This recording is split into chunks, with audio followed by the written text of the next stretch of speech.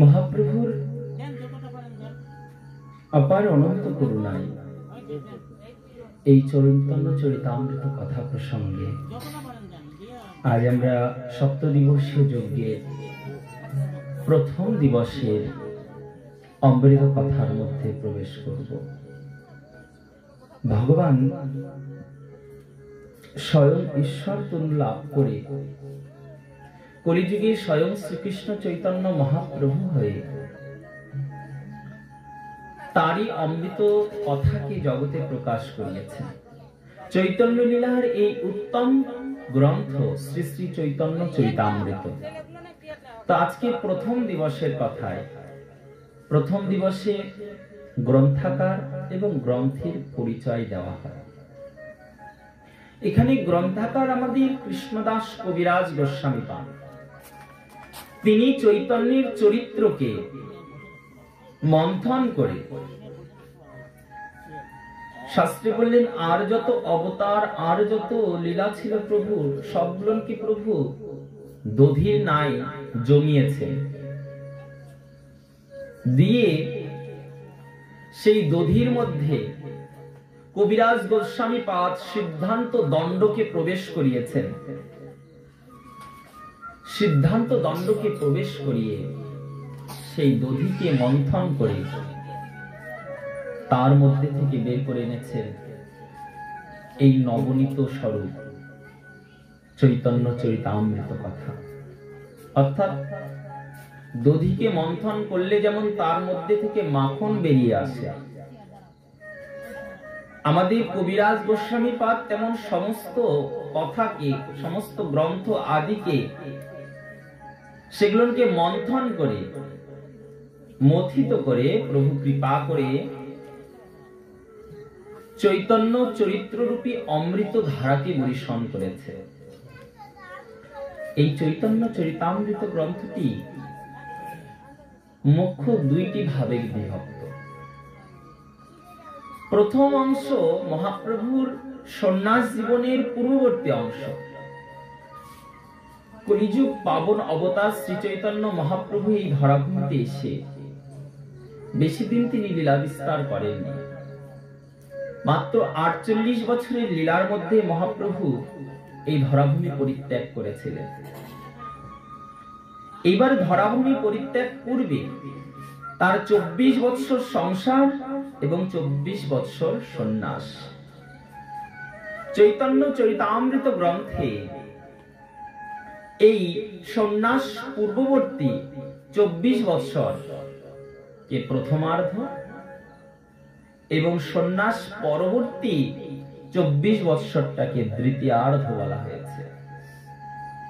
প্রথমার্ধ অর্থাৎ যেটাকে আমরা আদি লীলা রূপে পেয়েছি, এখানে মহাপ্রভুর সন্ন্যাসের পূর্ববর্তী লীলা বর্ণনা করা হয়েছে।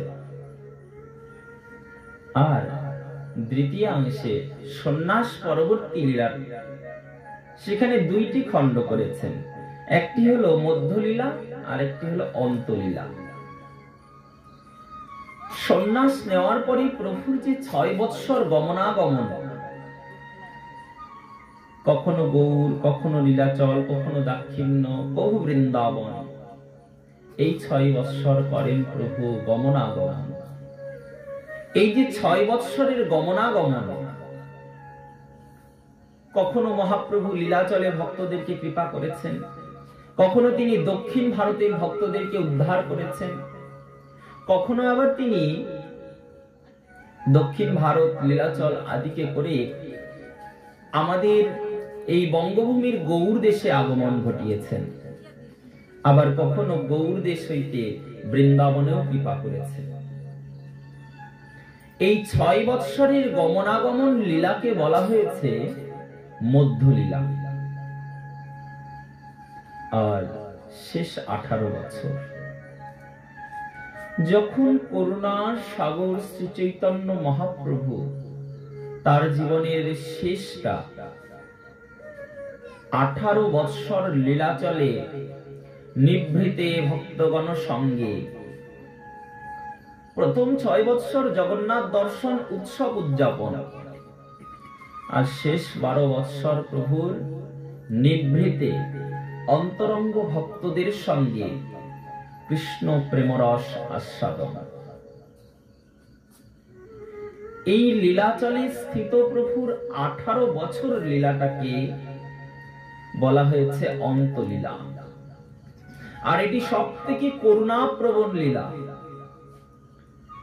এই অংশতেই মহাপ্রভু কৃপা করে সমস্ত জগৎ জীবকে তার জ্ঞান, নিত্য উপদেশ, তার শিক্ষা, তার বৈভব জগৎ সম্মুখে তুলে ধরেছেন। তো আজকে সেই মহাপ্রভুর পরম করুণা প্রসঙ্গ ভাগবত কথা প্রসঙ্গে গৌর পূর্ণিমার দিব্য পাক মুহূর্তে, অর্থাৎ সময় হয়ে এসেছে, আর কিছুদিন যাবতই আমাদের রয়েছে গৌর পূর্ণিমা তিথি, যেই তিথিতে কলিযুগের সর্বোত্তম সর্বোৎকৃষ্ট ব্রত আমাদের শ্রীমান মহাপ্রভুর আবির্ভাব ব্রত উদযাপন করা হয়, যেটাকে বলা হয় কলিযুগের সর্বোত্তম। কেন? কলিযুগে ঈশ্বর তত্ত্ব স্বয়ং চৈতন্য মহাপ্রভুর আবির্ভাবের দিন। সবাইকে সেই দিন উপবাস থাকতে হয় গোধূলি লগ্ন পর্যন্ত। সেই দিন করুণা করে চৈতন্য চন্দ্রের উদয় হয়েছিল। তো সেই দিব্য কৃপা মুহূর্তে স্বয়ং প্রেম পুরুষোত্তম শ্রী চৈতন্য মহাপ্রভুর কৃপায় এই চৈতন্য চরিতামৃত কথা আমরা আস্বাদন করব। শাস্ত্র বললেন, নরোত্তম ঠাকুর মশাই বলেছেন, ব্রজেন্দ্র নন্দন যে শচীসুত হইল সেই বলরাম হইল নিতাই।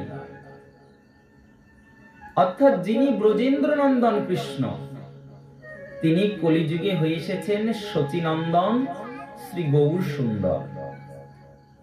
আবার যিনি রোহিণী নন্দন বলরাম, তিনি হয়ে এসেছেন স্বয়ং পরম বৈষ্ণব শ্রী নিত্যানন্দ প্রভু।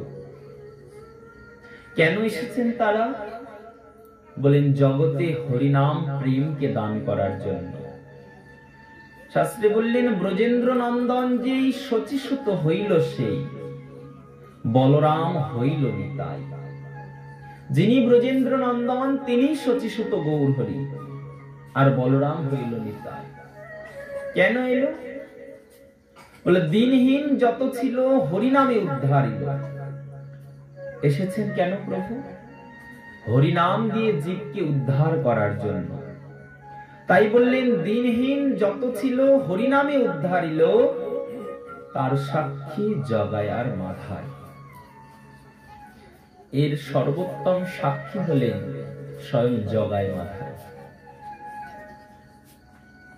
অন্যান্য অবতারে প্রভু করুণা করেছেন, ভক্তের জন্য প্রভু রক্ষক, আর দুষ্টের জন্য ভগবান সংহারক।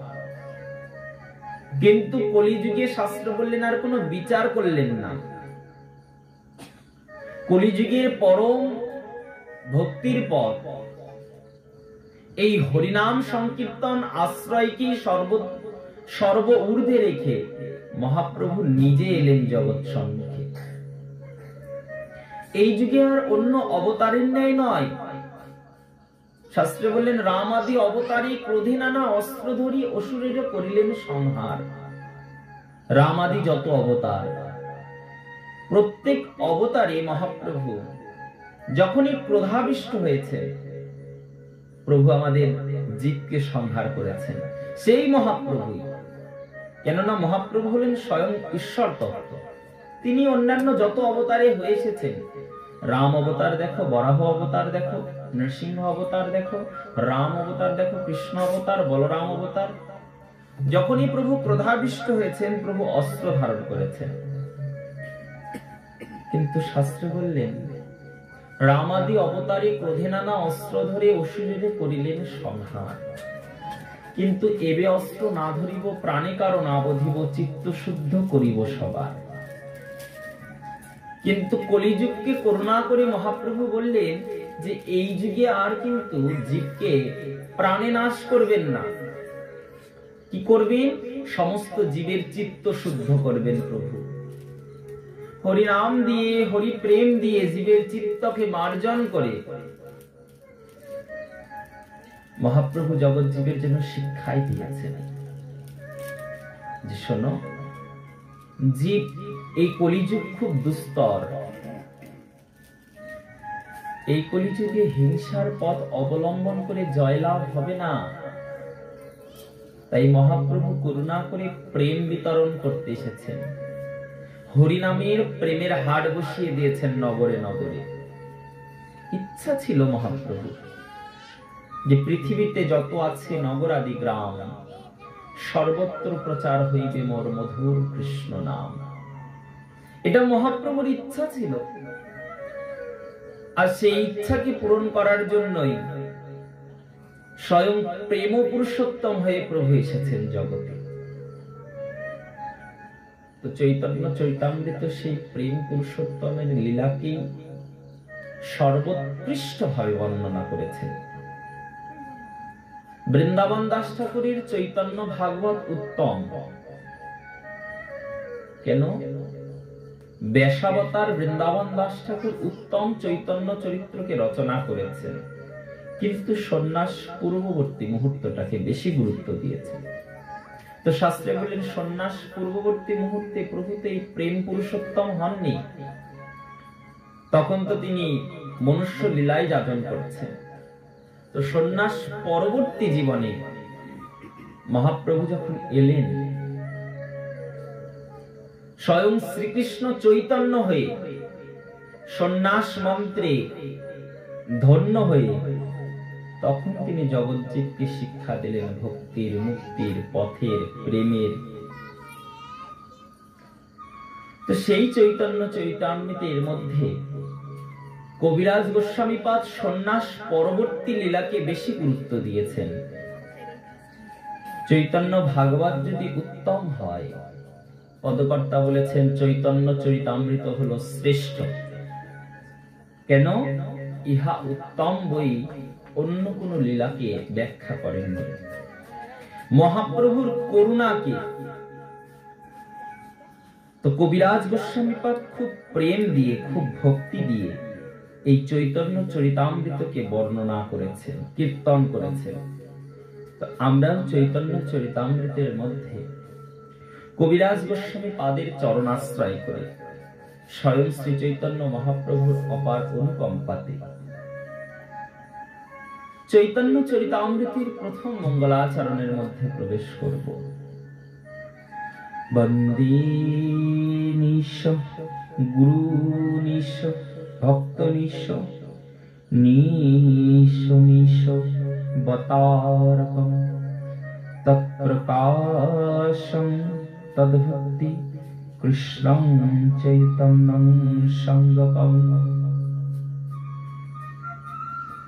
সবার আগে আমরা বন্দনা করি আমাদের দীক্ষা গুরু, শিক্ষা গুরুকে। শাস্ত্রে বললেন গুরু বই এ জগতে গতি আর নাই। সবার আগে কবিরাজ গোস্বামীপাদ এখানে বললেন বন্দে গুরু নিঃস্ব। সবার আগে আমি শ্রী গুরুদেবকে বন্দনা করি, যার অপার কৃপায় জীব এই ভক্তির সাগরকে জগতে লাভ করেছেন। কি করুণা প্রভুর! বললেন ব্রজেন্দ্র নন্দন যে শচীসুত হইল সেই, তিনি শচীসুত এসেছেন। কিন্তু শুনলে আশ্চর্য লাগে যে জীবেরও নিস্তার লাগি নন্দসুত হরি, ভুবনে প্রকাশ হইলেন গুরুরূপ ধরি। কত করুণা করে ভগবান এই গুরু তত্ত্বকে সৃষ্টি করেছেন জীবের নিস্তারের জন্য। শাস্ত্রে বলেন জীবেরও নিস্তার লাগে, জীবের নিস্তার করার জন্য। নন্দসুত হরি, নন্দের পুত্র স্বয়ং কৃষ্ণ, ভুবনে প্রকাশ হইলেন গুরুরূপ ধরি। ভুবনে তিনি এসেছেন গুরুরূপ ধারণ করে। তাই বললেন বন্দে গুরু নিঃস ভক্ত নিঃস নিঃস মিশ্র বতারকম তৎপ্রকাশম তৎশক্তি শ্রীকৃষ্ণ চৈতন্য সঙ্গকম। সবার আগে বন্দনা করলেন গুরুবর্গদেরকে। তারপরে বন্দনা করলেন ভক্তগণদেরকে, অর্থাৎ মহাপ্রভুর ভক্তদেরকে। তারপরে বন্দনা করলেন মহাপ্রভুর অবতারগণকে। তারপরে বন্দনা করলেন তার প্রকাশ শক্তিকে। তারপরে বন্দনা করলেন শ্রীকৃষ্ণ চৈতন্য মহাপ্রভুকে। এই জগতে একটা নিয়ম আছে, শ্রেষ্ঠদের সভায় যদি আমরা যাই তাহলে আমরা দেখব সবার আগে আমরা বন্দনা করি যারা গুরুতত্ত্ব, অর্থাৎ যারা ঊর্ধ্বে, জ্যেষ্ঠ থেকে কনিষ্ঠের দিকে আমরা বন্দনা করি। আগে যে সব থেকে বয়োজ্যেষ্ঠ তাকে প্রণাম করি, তারপরে ধীরে ধীরে ধীরে ধীরে কনিষ্ঠকে আমরা প্রণাম করি। কিন্তু কবিরাজ গোস্বামী পাদ এখানে কনিষ্ঠ থেকে শুরু করে জ্যেষ্ঠের দিকে গেলেন। কেন? জগতে শিক্ষা দিলেন যে আমাদেরকে যদি মহাপ্রভুর কৃপা গ্রহণ করতে হয় তাহলে মহাপ্রভুর এই করুণা গ্রহণ কালে আমাদেরকেও কনিষ্ঠ থেকে, অর্থাৎ প্রথম শ্রেণী থেকে ধীরে ধীরে ধীরে ধীরে কৃপার দিকে অগ্রসর হতে হবে। সবার আগে গুরুদেবকে বন্দনা করলেন। তাই শ্রীকৃষ্ণ চৈতন্য সবার ঊর্ধ্বে, কিন্তু শ্রীকৃষ্ণ চৈতন্য মহাপ্রভুকে সবার শেষে বন্দনা করলেন। সবার আগে বন্দনা করলেন গুরুকে, তারপরে বন্দনা করলেন চৈতন্য মহাপ্রভুর ভক্তগণকে, তারপরে বন্দনা করলেন চৈতন্য মহাপ্রভুর আদি অবতারগণদেরকে, তারপরে বন্দনা করলেন মহাপ্রভুর প্রকাশ শক্তিকে, তারপরে বন্দনা করলেন স্বয়ং চৈতন্য মহাপ্রভুকে। অর্থাৎ কনিষ্ঠ থেকে, গৌণ থেকে মুখ্যের দিকে গেছেন। কেন? শাস্ত্রে বললেন শ্রীগুরু চরণের অতি সেই সে উত্তম গতি। কবিরাজ গোস্বামী পাদ বুঝেছেন যে শ্রীগুরু চরণে যদি রতিমতি স্থির না হয় তাহলে জীবের কোনো গতি নেই। শ্রীগুরু চরণে রতি সেই সে উত্তম গতি।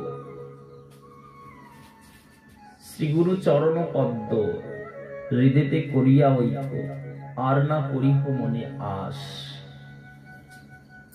গুরুদেবের চরণকে হৃদয়ে ঐক্য ভাবে স্থির করে নিয়ে শাস্ত্রে বললেন যে কোনো অসম্ভব অসাধ্যকে পর্যন্ত সাধন করতে পারেন। কেন? শাস্ত্রে বলেন জগতে গুরু কৃপা সর্ব ঊর্ধ্বে, অর্থাৎ গুরু কৃপার থেকে ঊর্ধ্বে আর কোনো কৃপা হতে পারে না। তাই চৈতন্য মহাপ্রভু এই চরিত্র অমৃতকে বর্ণনা করতে গিয়ে তিনি এই অমেয়ময় চৈতন্য কথার মধ্যে সবার আগে গুরু থেকে শুরু করলেন। কেন? শাস্ত্রে বললেন গুরু কৃপা যদি কারো প্রাপ্ত হয় তাহলে আর কোনো কৃপা যদি নাও সে পায় কখনো, তবুও তাকে কেউ আটকাতে পারবে না। বলেছেন না, কৃষ্ণ রুষ্ট হইলে গুরু রাখিবারও পারে, কিন্তু গুরু রুষ্ট হইলে কৃষ্ণ রাখিবারও নারে। অর্থাৎ স্বয়ং ঈশ্বর তত্ত্ব কৃষ্ণ যদি রুষ্ট হয়ে যান তবু গুরু কৃপা করে কৃষ্ণকে তুষ্ট করতে পারে না। কিন্তু গুরু যদি রুষ্ট হয়ে যায় স্বয়ং কৃষ্ণ তখন তাকে তুষ্ট করতে পারবেন না। তাই জন্য বললেন যে কৃষ্ণ রুষ্ট হইলে গুরু রাখিবারও পারে, কিন্তু গুরু রুষ্ট হইলে কৃষ্ণ রাখিবারে না। কিন্তু গুরু রুষ্ট হয়ে গেলে কৃষ্ণ আর তাকে রাখতে পারেন না। তাই জন্য গুরু কৃপায় সর্বঊর্ধ্বে। এরপরে বললেন তার প্রকাশ শক্তি, তার ভক্ত, অর্থাৎ যারা আমাদের প্রভুর ভক্তগণ, সাধু গুরু বৈষ্ণব কৃপা। শাস্ত্রে বললেন ভক্ত সঙ্গ, ভক্ত কৃপা, ভক্ত মহিমাকে যদি শিরে ধারণ করা যায় জগতের অসম্ভব অসাধ্যকে পর্যন্ত সে লাভ করতে পারে। বলছেন বন্দে শ্রীকৃষ্ণ চৈতন্য নিত্যানন্দ সহদৌত। দ্বিতীয় মঙ্গলাচরণ করতে গিয়ে কবিরাজ গোস্বামী পাদ বললেন, আমরা বন্দনা করি শ্রীকৃষ্ণ চৈতন্য এবং তার সহদৌত, অর্থাৎ তার অনুজ কে? স্বয়ং নিত্যানন্দ। তিনি কে? বললেন গৌরদয় পুষ্পবন্ত চিত্ত শব্দ তমোধৃত। যিনি এই গৌর আগমন কালে চৈতন্য আর নিত্যানন্দ একে অপরের পরিপূরক হয়ে দুইজনেই ভগবত তত্ত্ব স্বরূপ এসে জগৎজীবকে করুণা করেছেন। কেমন ভাবে করুণা করেছেন? বললেন গৌর প্রকাশ কালে গৌর তার নিজজনকে নিয়ে এসেছেন, নিত্যানন্দকে, যিনিও এই জগতে ঠিক একই কৃপা দান করেছেন। আজকে বললেন গৌরদয় পুষ্পবন্ত চিত্ত সন্দ সদ্বৈত ব্রহ্ম নিষদ যস্য অনুভব স অন্তর্যামী পুরুষোৎ নৃতি ষড়ৈশ্বর্য পূর্ণ হি ভগবান স্বয়ং ন চৈতন্যং কৃষ্ণ জগৎগতিং পরং তপ। তিনি ষড়ৈশ্বর্যপূর্ণ ভগবান। কে? স্বয়ং কৃষ্ণ। এটার একটু ইকোটা কম করে দাও, ইকোটা। তিনি হলেন স্বয়ং শ্রীকৃষ্ণ চৈতন্য মহাপ্রভু, অর্থাৎ যিনি কৃষ্ণ, যিনি ষড়ৈশ্বর্যপূর্ণ ভগবান। শাস্ত্রে বললেন সেই ষড়ৈশ্বর্যপূর্ণ ভগবান কৃষ্ণচন্দ্র যিনি, আর যিনি শ্রীকৃষ্ণ চৈতন্য, শাস্ত্রে বললেন তিনি হলেন অভেদ্য স্বরূপ। তাহলে বললেন আমরা তো জানতাম এতদিন ধরে ঈশ্বর তত্ত্ব একজন, তিনি হলেন কৃষ্ণ। আমরা সবাই শুনেছি না? ভগবানকে আমরা জানি ভগবান মানে কৃষ্ণ, কৃষ্ণ বই আর এই জগতে ভগবত তত্ত্ব আর দ্বিতীয় কেউ নেই। আর যত আছে বলা হয় তারা অবতার। রাম, নৃসিংহ, বরাহ, মৎস্য, কুর্ম, পরশুরাম, বলরাম, যত আছে সব হলো ভগবানের অবতার। কিন্তু শাস্ত্র বলছেন যেমন ষড়ৈশ্বর্যপূর্ণ ভগবান কৃষ্ণ স্বয়ং ভগবান, তেমনি শ্রীকৃষ্ণ চৈতন্য পরম পুরুষোত্তম হলেন স্বয়ং ভগবান। বললেন তাহলে কৃষ্ণ চৈতন্য হয়ে কেন এলেন? বললেন করুণা করতে। চৈতন্য অবতারের মুখ্য উদ্দেশ্য ছিল করুণা করা। বললেন করুণা তো কৃষ্ণও করেছেন। আমরা বলি না হে কৃষ্ণ করুণা সিন্ধু, কৃষ্ণকে বলি আমরা করুণার সিন্ধু। কিন্তু শাস্ত্রে বললেন কৃষ্ণ করুণার সিন্ধু হলে কি হবে? কিন্তু কলিযুগের চৈতন্য হলেন প্রেম পুরুষোত্তম। চৈতন্য করুণার সিন্ধু, কিন্তু সিন্ধুর জল, সাগরের জল সবাই পান করতে পারে না। পঞ্চরসে ভগবান দর্শন দিয়েছেন, কৃপা করেছেন। শান্ত, দাস্য, সখ্য, বাৎসল্য, মধুর, যে যে রসে বন্দনা করেছেন সে সেই রসে ভগবানকে পেয়েছেন। কিন্তু শাস্ত্র বললেন কলিযুগে চৈতন্য মহাপ্রভু, তার ধরা দেওয়াটা আলাদা। পঞ্চরসে ধরা দিয়েও যে ভগবান জীব সংহার করেছেন, দুষ্টের দলন করেছেন, কিন্তু প্রেম পুরুষোত্তম চৈতন্য মহাপ্রভু সবার চিত্ত মার্জন করে প্রেম ভক্তি দান করেছেন। কেন? বললেন কৃষ্ণ করুণার সিন্ধু, অর্থাৎ তিনি করুণায় পরিপূর্ণ সাগর। কিন্তু সমুদ্রের জলটা পান করা যায় না, কিংবা সমুদ্রের জলটা পান করলে তেষ্টাও মেটে না। কিন্তু শাস্ত্রে বললেন সেই সমুদ্রেই যদি সূর্যরূপী তাপ দিয়ে তার বাড়িকে বাষ্পীভূত করে মেঘে পরিণত করে আবার বরিশান করানো যায়, শাস্ত্রে বলেন সেই জলটা কিন্তু পানযোগ্য, সেই জলটা পেয়। কেন? সেটা মিষ্ট জল। তো শাস্ত্রে বললেন চৈতন্য তদরূপ। কৃষ্ণরূপী সাগরকে ভক্তির তাপদাহে বাষ্পীভূত করে স্বয়ং শ্রীকৃষ্ণ চৈতন্য রূপে কলিজীবের ভাগ্যাকাশে বরিশন করেছেন, যেটার মধ্যে আর লবণাক্ত ভাব নেই, যেটার মধ্যে আর হিংসা নেই, যেটার মধ্যে জীব সংহারক রূপ নেই, শুধুমাত্র করুণার স্বভাব। শুধুমাত্র জীবকে করুণা করার জন্য, কৃপা করার জন্য প্রভু এই স্বরূপ ধারণ করেছে। তো এই শ্রীমন চৈতন্য মহাপ্রভুর কৃপায় কলিযুগের এই পরম ধর্ম আস্বাদনে ভক্তি মুক্তি প্রীতির পরম গ্রন্থ শ্রী চৈতন্য চরিতামৃত বন্দনায় কবিরাজ গোস্বামী পাদ বললেন, করুণার সাগর হয়ে এসেছে এই দুই, চৈতন্য আর নিত্যানন্দ। কেন এসেছেন? বললেন করুণা করতে। আর কি? বললেন অধরা প্রেমকে জগতে দান করতে। বললেন অনার্পিত চরিন চিরাত করুণায় অবতীর্ণ কালো। অর্থাৎ যেই ধনটা অনন্ত কাল ধরে গোলকের গোপনে লুকানো ছিল, মহাপ্রভু সেই গোলকের প্রেমধনকে জগৎজীবীকে অর্পণ করার জন্য, তাই বললেন অনার্পিত চরিন চিরাত করুণায় অবতীর্ণ কালো। করুণা করে কলিযুগে এসেছেন। কেন? সমর্পয়ামি তু উজ্জ্বল উন্নত রসা। সমর্পণ করতে কি? অতীব উজ্জ্বল উন্নত রস। কি রস? বলে স্বভক্তি শ্রেয়ান। ভগবান নিজের ভক্তি করানোর জন্য নিজে এসেছেন কলিযুগে, আর অন্য যুগে কিন্তু আসেননি নিজের ভক্তি শেখানোর জন্য। কিন্তু কলিযুগে নিজের ভক্তিকেই প্রাধান্য দিয়ে জগৎজীবকে সেই ভক্তি শেখানোর জন্য মহাপ্রভু এসেছেন।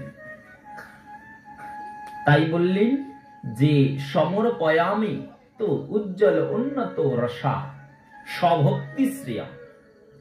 নিজের স্বভক্তি শেখানোর জন্য কলিযুগে চৈতন্য মহাপ্রভু হয়ে এসেছেন ভগবান। হরি পুরট সুন্দর দ্যুতি কদম্ব সন্দীপ প্রীত সদা হৃদয়ে স্কন্দর স্ফুরত বাহ শ্রী সচিনন্দন হরি। সেই হরি, সেই ভগবান তত্ত্ব কিনি? বললেন যিনি সুবর্ণ হইতেও সুন্দর। হরি পুরট সুন্দর দ্যুতি, যাকে দেখলে, যার অঙ্গ, যার মুখ, যার বদন দেখলেই প্রেমের উদয় হয়। শাস্ত্রে বললেন শ্রীঅঙ্গ শ্রীমুখ যে করে দর্শন, পাপ তার ক্ষয় হয়, পাই প্রেমধন। চৈতন্য এমন করুণার অবতার। শাস্ত্রী বললেন যারা এই মহাপ্রভুর শ্রীঅঙ্গ শ্রীমুখ দর্শন করবে, শাস্ত্রী বললেন তার পাপতম নাশ হবে, ক্ষয় হবে। আর কি হবে? প্রেম লাভ করবে, অনন্য প্রেম, অনন্য ভক্তি লাভ করবেন প্রভু। তাই বললেন যে হরি পুরট সুন্দর দ্যুতি কদম্ব সন্দীপকৃত। যে ভগবান সুবর্ণের থেকেও সুন্দর, সুবর্ণের থেকেও যার দ্যুতি অধিক উদ্ভাসিত, সদা হৃদয়ে স্কন্দরে স্ফুরত বাহ শ্রী সচিনন্দন হরি। যার রূপ, যার বদন, যার শ্রীমুখ দর্শন করলে সদা সর্বদা হৃদয়ের স্কন্দরে গভীরে নিত্য তার স্বরূপ, নিত্য তার রূপ প্রকাশিত হয়। বলেন আমরা সেই সচির নন্দন কৃষ্ণকে বন্দনা করি, যিনি কলিযুগের অধরা প্রেমকে শেখাতে, জগৎজীবকে প্রেম ভক্তি দানের জন্য এসেছেন। কেন এসেছেন? দেখো বলছেন চৈতন্য প্রকট কৃপা সূর্য কিরণয় দ্রুতি ভাবাত ক্রান্তি ন বিধু শশীসং শ্রী নিত্যানন্দং রবিকরং কৃপায় শ্রী চৈতন্য। কলিযুগের ভাগ্যাকাশে অশেষ কৃপা করেছেন, চৈতন্য সূর্যের উদয় হয়েছে। অর্থাৎ যার উদয় হলে পরে আর জগতের কোনো অন্ধকার থাকে না। এখানে আলো জ্বালানো হয়েছে, এই জায়গাটা আলোকিত হয়েছে, কিন্তু অন্যান্য স্থান যেখানে আলো নেই সেই জায়গাগুলো অন্ধকার। কিন্তু যদি সূর্যের উদয় হয়, এখানে যদি সূর্যের উদয় হয়, তো শুধু এখানে না, সমস্ত জগৎটাই আলোকিত তখন। কেন? সূর্যের করুণা। অন্যান্য অবতারই যেখানে অবতার হয়েছেন, যে উদ্দেশ্যে অবতার হয়েছেন, তাই প্রভু সাধন করেছেন। রাম অবতার লক্ষ্য ছিল রাবণকে সংহার করা। কৃষ্ণ অবতার মুখ্য উদ্দেশ্য ছিল কংসকে উদ্ধার করা। আর যাদের যাদের সঙ্গে বন্ধন করে এসেছিলেন প্রভু, রাম অবতারে দণ্ডকারণ্যে সমস্ত ঋষিমুনিদের সঙ্গে, যাদের কাছে প্রভু যাবেন তাদের সঙ্গে মিলিত হলেন, আর বাকিরা কিন্তু পেলেন না। নৃসিংহ অবতারে প্রহ্লাদকে কৃপা করার জন্য এলেন, কৃপা করে চলে গেলেন। বরাহ অবতারে ধরিত্রীকে উদ্ধার করার জন্য এলেন, উদ্ধার করে চলে গেলেন। বামন অবতারে বলিকে ছলনা করতে এলেন, বলিকে ছলনা করে চলে গেলেন। বলরাম অবতারে কৃষ্ণের সহদৌত হয়ে, সঙ্গ হয়ে, তার লীলায় সহায়ক শক্তি হয়ে এসে তিনি সহযোগিতা করে চলে গেলেন। মৎস্য অবতারে বেদ আদি গ্রন্থকে রক্ষা করতে, মনুকে রক্ষা করতে এসে চলে গেলেন। কূর্ম অবতারে মন্দার পর্বতকে ধারণ করতে এলেন, ধারণ করে চলে গেলেন। একা চৈতন্য অবতারে মহাপ্রভু এসে সমস্ত জগৎ জীবকে অপার করুণা বরিশন করলেন। করুণা বরুণালয় কৃপা সিন্ধু শ্রী চৈতন্য মহাপ্রভু, যিনি নিত্য ভক্তি প্রীতিতে,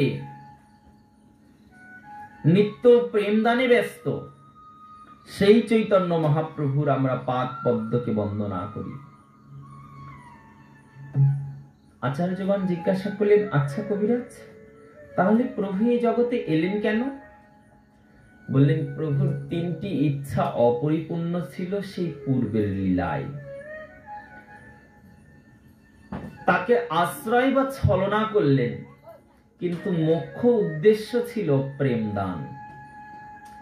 মুখ্য উদ্দেশ্য ছিলেন স্বভক্তি শেখানো। আপনি আচরি ধর্ম জীবেরে শেখায়, আপনি না আচরিলে ধর্ম জীবেরে শেখানো না যায়। মহাপ্রভু জানেন কলিযুগে কেউ ভক্তি করবেন না, কলিযুগে কেউ সেবা করবে না। তাই মহাপ্রভু আপনি আচরি ধর্ম জীবেরে শেখায়, নিজে আচরণ করে জীবকে ভক্তি শেখালেন, ভজন শেখালেন। কেন? প্রভু ভাবলেন, আমি যদি না ভক্তি শেখাই তাহলে জগতের জীব কেউ ভক্তি করবে না, তারা সবাই দিন দিন ভক্তিহীন হয়ে যাবে। ভক্তিহীন প্রেমহীন হয়ে নিত্য তারা আকৃষ্ট আবদ্ধ হয়ে থাকবে। তাই জন্য ভক্তি শিখাতে এলেন, আপনি আচরি ধর্ম জীবেরে শিখাইলেন প্রভু। মহাপ্রভু চিন্তা করলেন, আমি যদি কৃষ্ণ না বলি, আমি যদি হা কৃষ্ণ প্রাণ কৃষ্ণ বলে না কাঁদি, তাহলে তো কলিযুগের জীব কেউ কৃষ্ণ বলবে না। আমি যদি জগৎ জীবকে এই স্বভক্তি না শেখাতে পারি, তাহলে তো কলিযুগের কোন জীবই ভক্তি করবে না। তাই সেই ভক্তি শেখানোর জন্য, সেই প্রেম শেখানোর জন্য মহাপ্রভু করুণায় অবতীর্ণ কল, করুণা করে এই কলিযুগে এসেছেন। মহাপ্রভুর কি দায় ছিল যে তিনি ভক্ত ভাবকে আশ্রয় নিয়ে, ভক্তিকে সহায় করে সমস্ত জগৎ সম্মুখে তিনি ছুটে বেড়াবেন, সমস্ত জগতে হা কৃষ্ণ বলে কেঁদে বেড়াবেন, ধোলায় লুণ্ঠিত হয়ে গড়াগড়ি খেয়ে বেড়াবেন। শাস্ত্রে বললেন, একটাই উদ্দেশ্য, আমাদেরকে ভক্তি শেখানো। দেখো, যে ভগবান ভক্তি শেখাতে এসেছেন, যে ভগবান এই প্রেমকে প্রকাশ করতে এসেছে,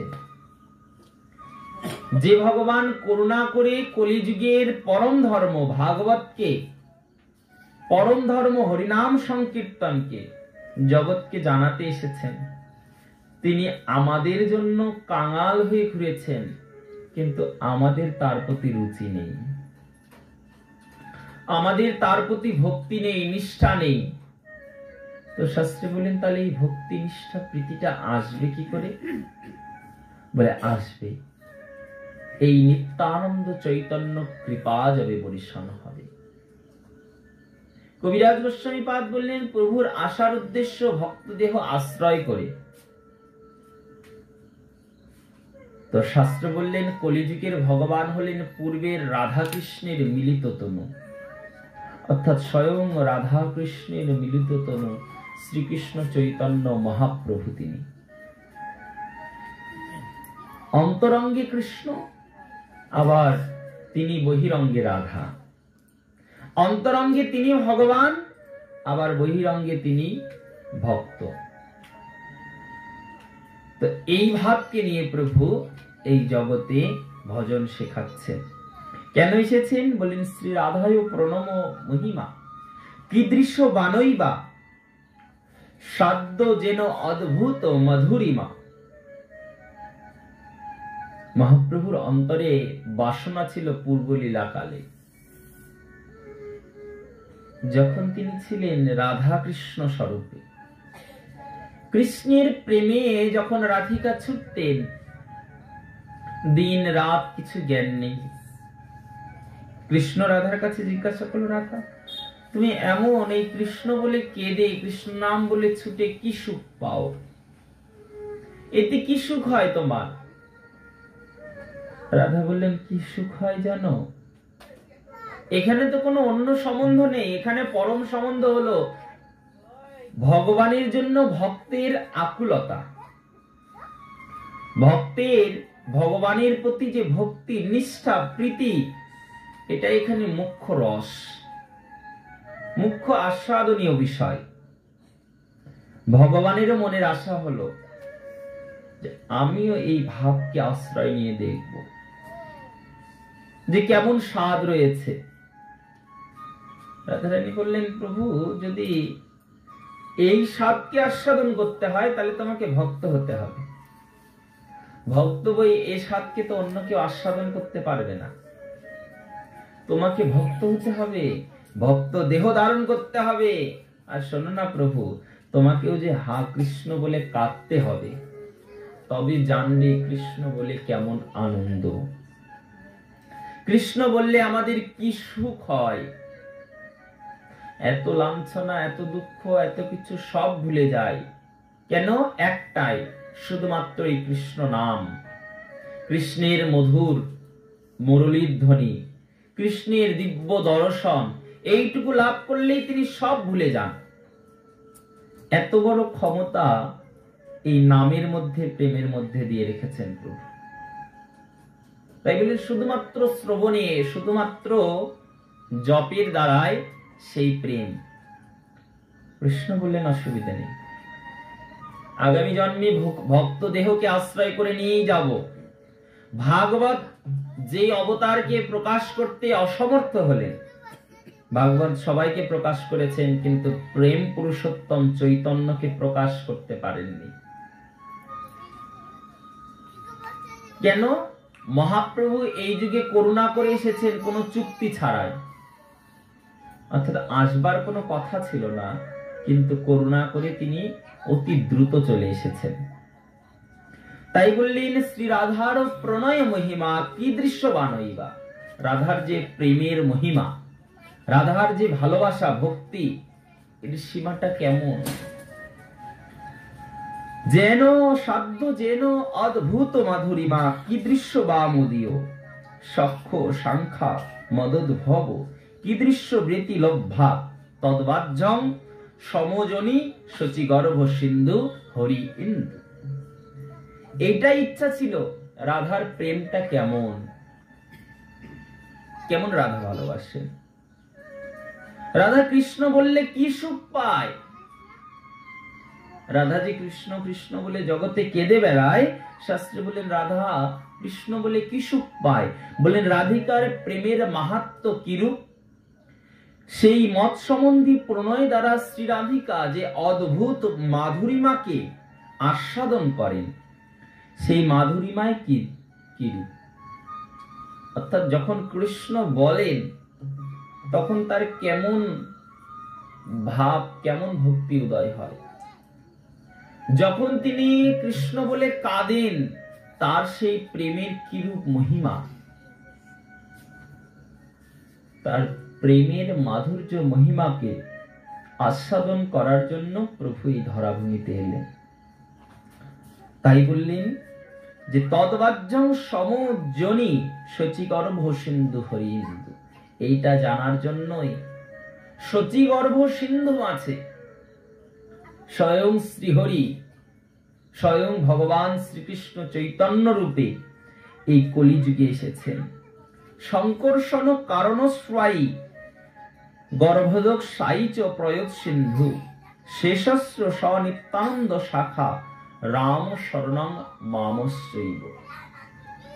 তিনি করুণা করতে গিয়ে সঙ্গে নিয়ে এসেছেন তারই শাখা, তাই উত্তম স্বরূপ শ্রী নিত্যানন্দকে, যিনি কারণ সাগরে শায়িত থাকেন, যিনি হলেন সংকর্ষণ স্বরূপ, অর্থাৎ স্বয়ং আমাদের ভগবানের আশ্রয় তত্ত্ব যিনি, সেই আশ্রয়কে আশ্রিত করে মহাপ্রভু এই যুগে ভক্তি প্রেম বিতরণের জন্য এসেছেন। মদ্ভক্তং শঙ্খজ্ঞানং সেতে সাক্ষাৎ কারণৎ সিন্ধু মধ্যম শাঙ্কং প্রিয়ত্রিয়ং নিত্যানন্দ রামং প্রবদন্তে সদ্ভক্তি গর্ভদোক সায়ু মদ্ভক্তি লোকসঙ্গ পালং লোকসৃষ্ট শ্রুতি ধামং ধাতু তং শ্রী নিত্যানন্দ রাম। সাক্ষাৎ মায়াধীশ্বর, অর্থাৎ মায়ার যিনি ঊর্ধ্বে, মায়ারও ঈশ্বর, যিনি মায়াদেবীকে পর্যন্ত চালিত করেন, যাহার প্রসঙ্গে ব্রহ্মাণ্ড স্বরূপ। মাইকে শব্দটা একদম কেমন জানি লাগছে,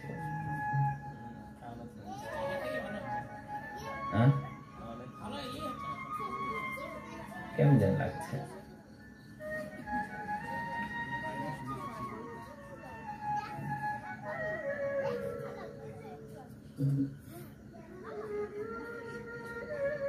যশাৎ শাসংখ শ্রীল গর্ভস্রায়ী, যিনি আদি অবতার, যিনি কারণরূপ শয়ন করেছেন, শ্রী পুরুষ যাহার এক অংশ, সেই নিত্যানন্দ শ্রী চৈতন্য মহাপ্রভু এই জগৎকে করুণা করতে এলেন।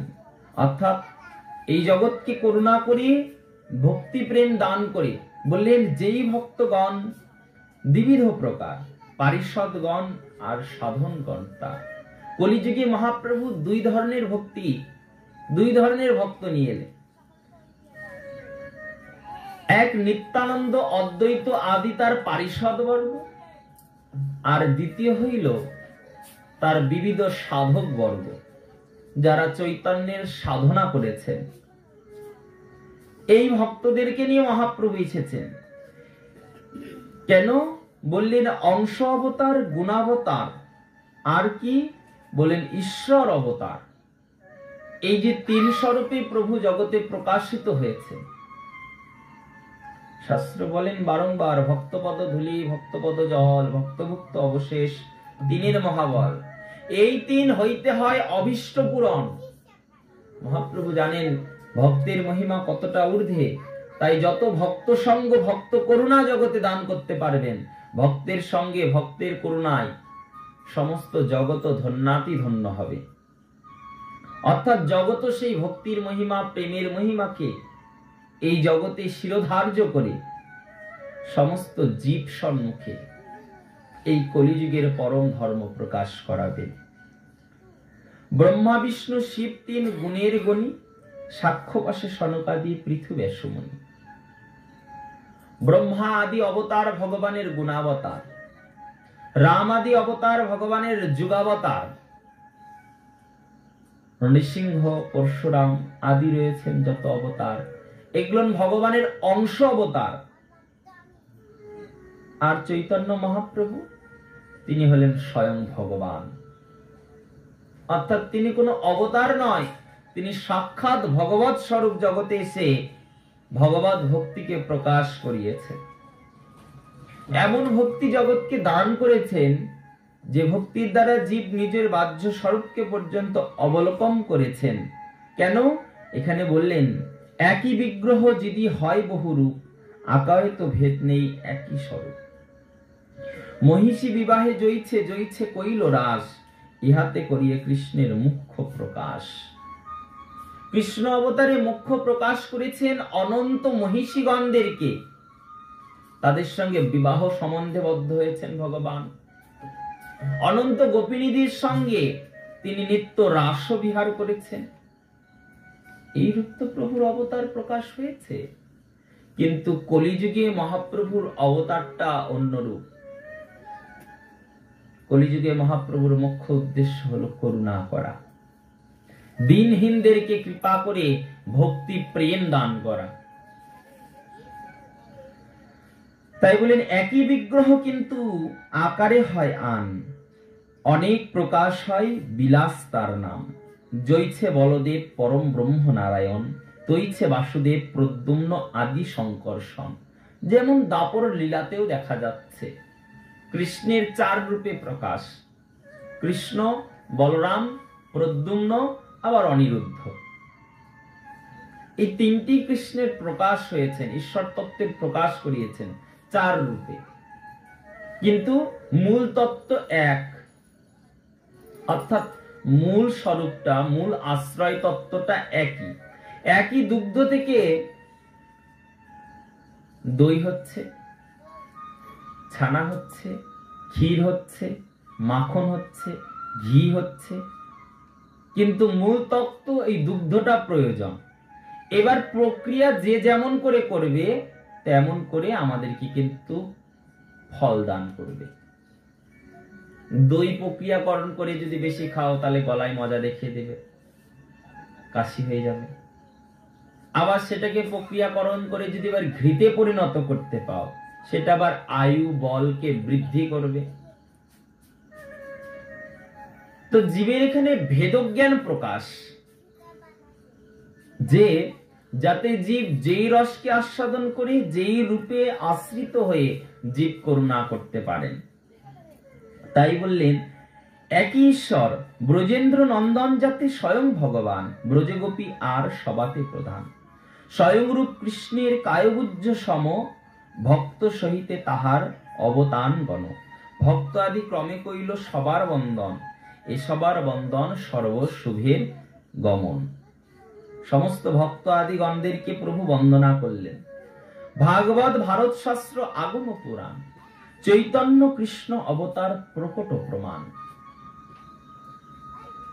অনন্ত শাস্ত্র চৈতন্যের অবতারকে প্রকাশ করতে পারেননি, কিন্তু প্রত্যেক শাস্ত্রের মধ্যেই চৈতন্যের আবির্ভাবের একটা আবেশ দিয়ে রেখেছিল যে এরূপ অবতার হবে। অর্থাৎ এত সংহার, এত কিছুর পরে কলিযুগকে ধন্য করার জন্য একটা কৃপার অবতার আসছে, যেই অবতারে মহাপ্রভু নিজে নিজে স্বভক্তি শিখালেন। সঙ্গপঙ্গ অস্ত্র করে কার্য সাধন, অঙ্গ শব্দের হয় গুণ বিবিধ মন। সঙ্গপঙ্গ আদি কি হয়েছেন? সকলে প্রেমদানে মহাপ্রভুর অস্ত্র। কলিযুগের একটা ব্যাধি রয়েছে, মায়া ব্যাধি। এখানে জীব নিজের স্বরূপকে ভুলেছেন। স্বরূপ চেতনাকে জাগ্রত করতে শাস্ত্রে বললেন অন্য অবতারে সৈন্য অস্ত্র শস্ত্র সঙ্গে, কিন্তু শ্রীকৃষ্ণ চৈতন্যের সৈন্য অঙ্গ উপাঙ্গে। অন্য অবতারে অস্ত্র শস্ত্র নিয়ে ভগবান এসেছেন, কিন্তু চৈতন্য অবতারে অস্ত্র শস্ত্র নিয়ে নয়, প্রেম ভক্তিকে আশ্রয় করে নিয়ে এসেছেন ভগবান। অঙ্গ উপঅঙ্গ, তার শরীর উপশরীর যা কিছু আছে শাস্ত্রে বলেন সব অস্ত্র। মহাপ্রভু যদি কারো সামনে দিয়ে হরিনাম সংকীর্তন করে গেছেন, সেই জীবের সাধ্য নেই মহাপ্রভুকে ফেরাবেন। মহাপ্রভুর সম্মুখ দিক দিয়ে যদি কেউ একবার তার কৃপামূর্তিকে দর্শন করেছে, বাহ্য স্মৃতি ছেড়ে পর্যন্ত তিনি মহাপ্রভুর করুণার এই হরিনাম সংকীর্তনকে লাভ করেছেন। আমরা দেখেছি শ্রীবাসের ঘরে যখন হরি সংকীর্তন শুরু করেছেন প্রভু, শ্রীবাস হরণী মালিনী সব ভুলে গেছেন নিজের পুত্রকে, হারিয়ে ফেলেছেন নিজের দৃষ্টিকে। কেন? শাস্ত্রী বললেন গৌরাঙ্গ রূপে যে করেন দৃষ্টি দান, বাহ্য রূপ বাহ্য স্মৃতি সব হয়ে যায় আন।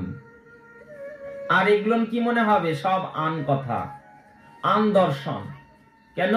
গৌরাঙ্গ দর্শনই শ্রেষ্ঠ। সন্তানকে হাতে নিয়েছে, দর্শন হয়নি। বাচ্চা কান্না করেনি বলে করেছে। হরি সংকীর্তনে যে করেন কর্ণপাত, অর্থাৎ মহাপ্রভুর যে হরি সংকীর্তন, সেখানে যদি কেউ একবার কর্ণপাত করেছেন,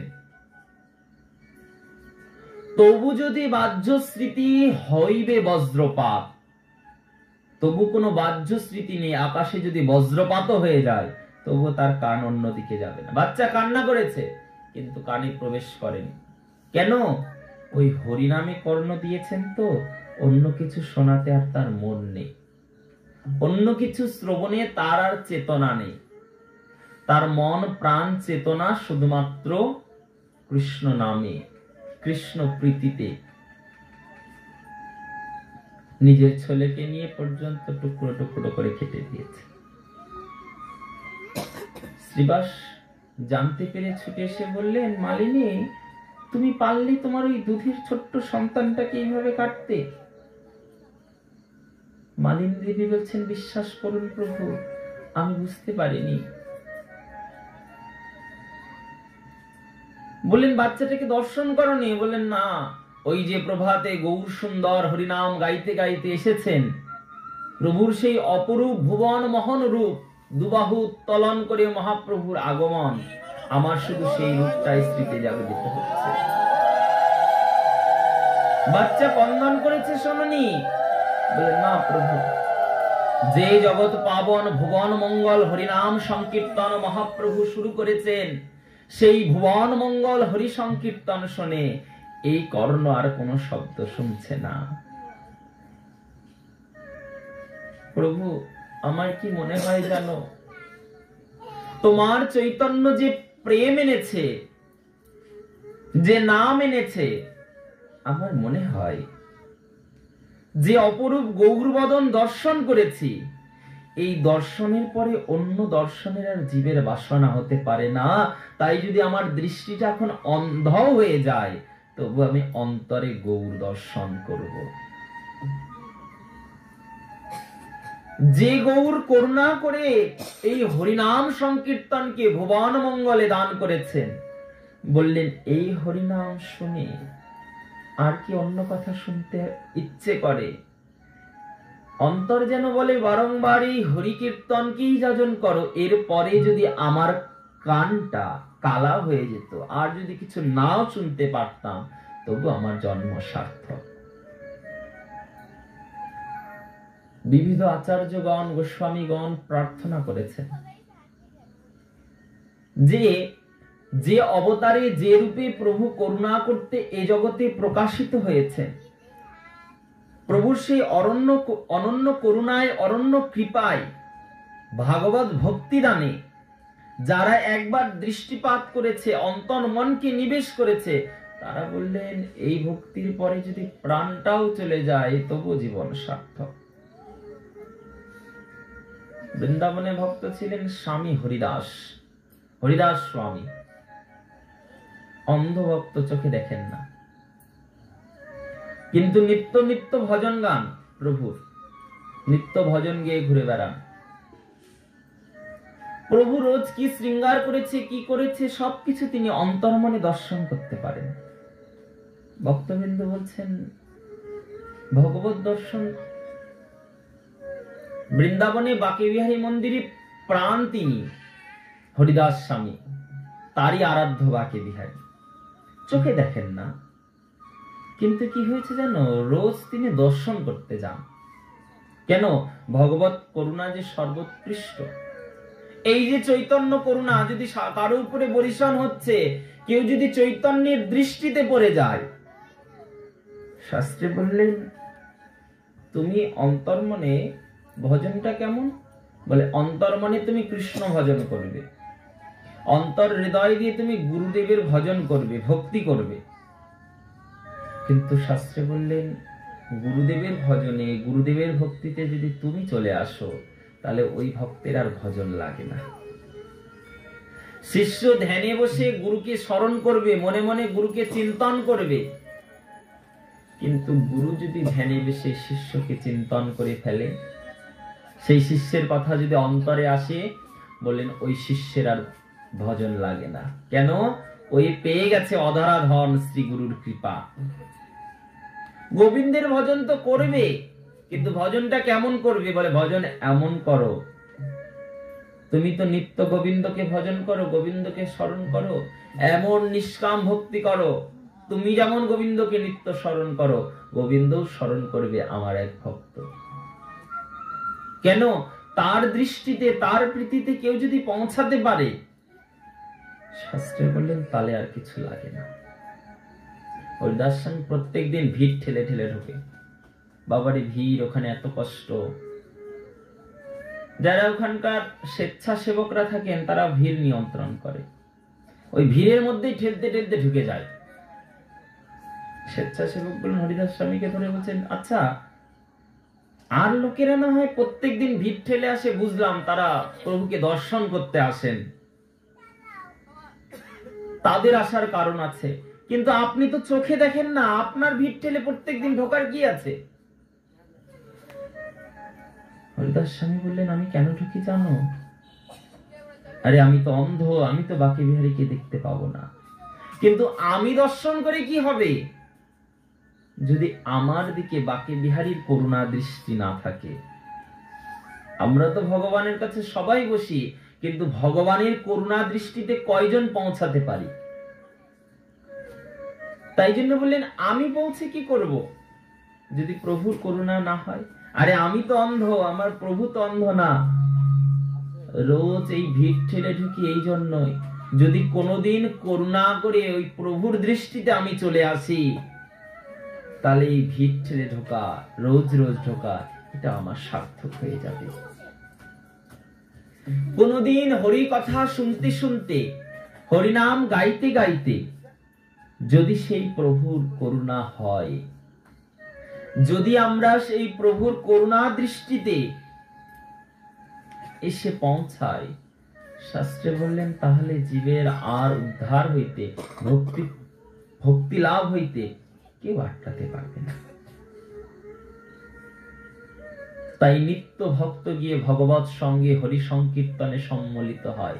একই তো নাম, একই তো কৃপা। কেন?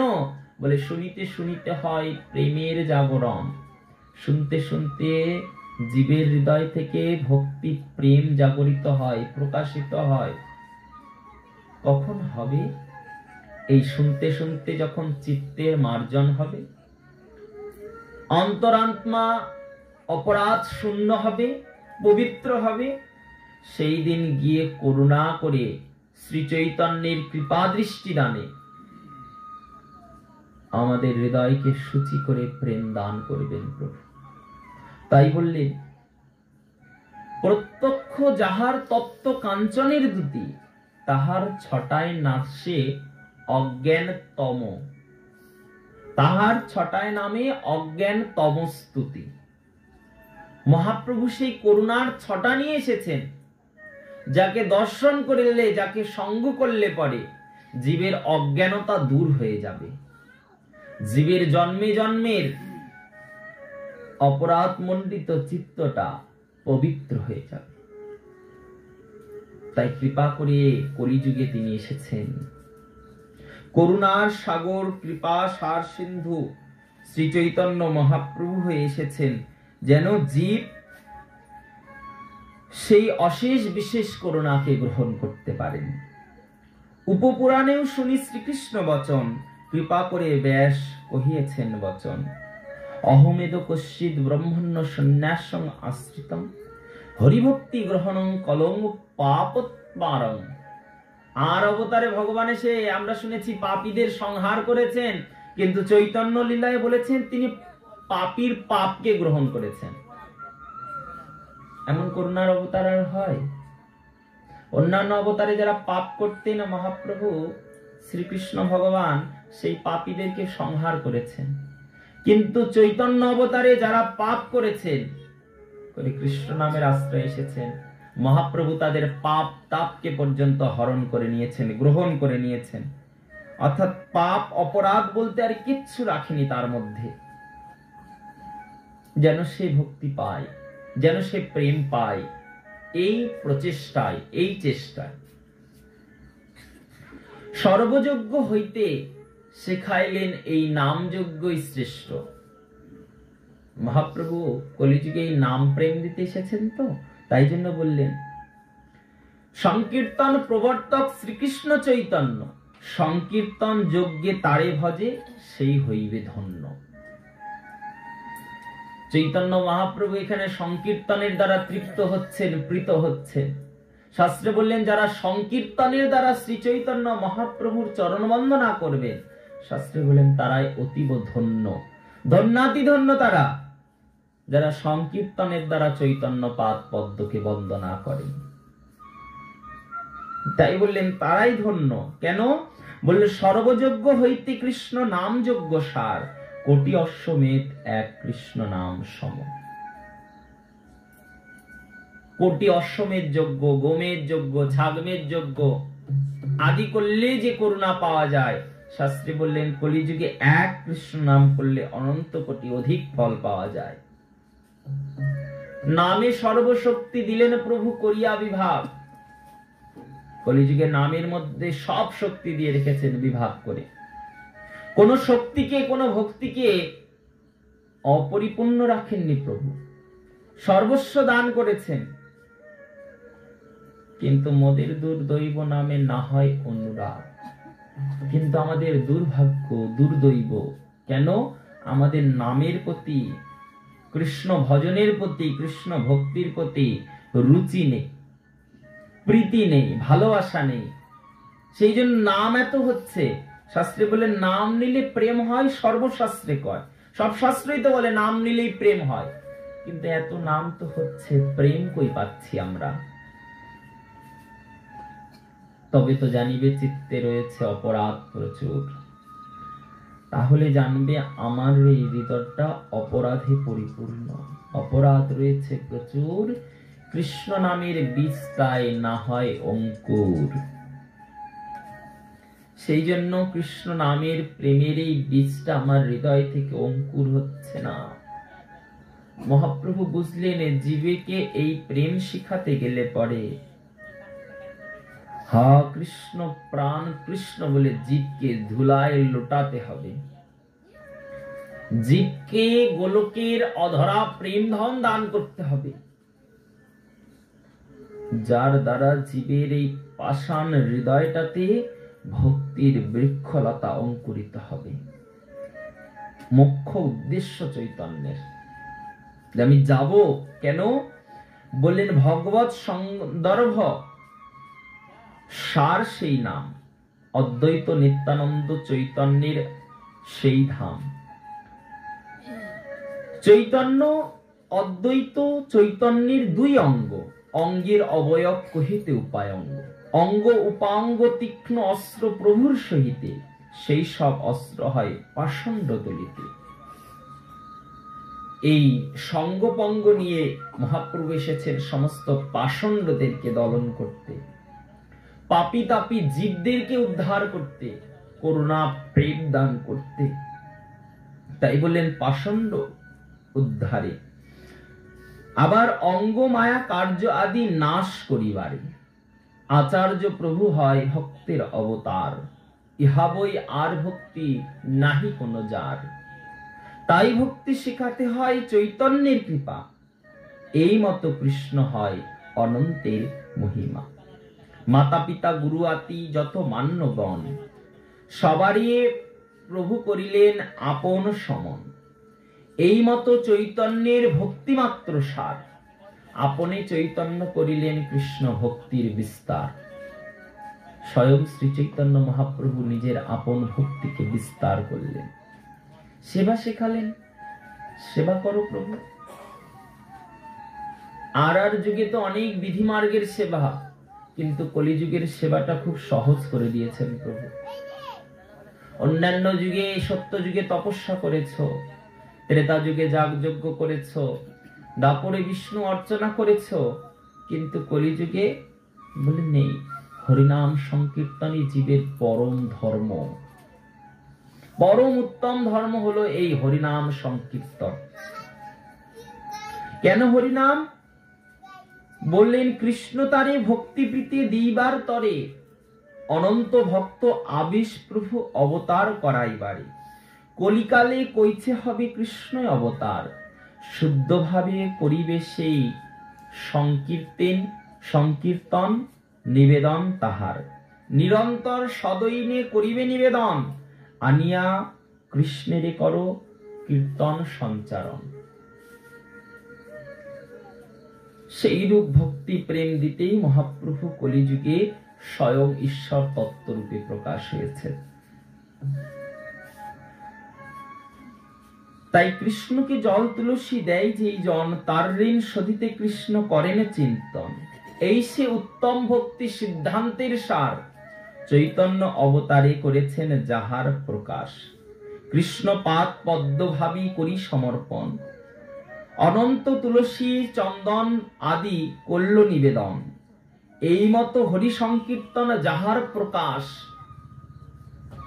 মহাপ্রভু সে আনন্দ স্বরূপ।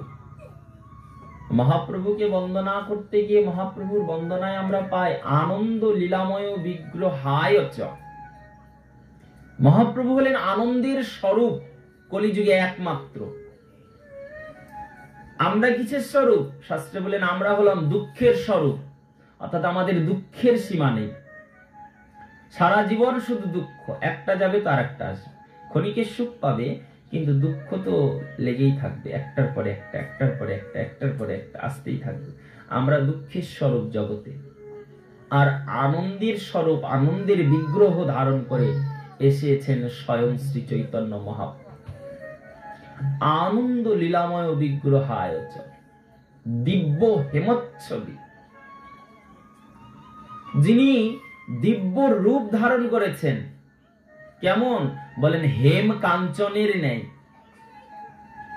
অর্থাৎ যাকে দর্শন করলে, দূর থেকেও যারা দর্শন করেছেন, শাস্ত্রে বলেন তারাও কৃপা পেয়েছেন। নন্দন আচার্য আদির ঘরে মহাপ্রভু যখন হরিনাম সংকীর্তনের পাশ দিয়ে যাচ্ছেন, নন্দন আচার্যের স্ত্রী বসে বসে রন্ধন কার্য করছিলেন। তার বাড়ির পাশ দিয়ে হরি সংকীর্তন নিয়ে যাচ্ছেন। হরি সংকীর্তন শুনেছেন, ওই যে কর্ণে প্রবেশ করেছেন, শাস্ত্রে বলেন তারও বাহ্য স্মৃতি হারিয়ে গেছেন।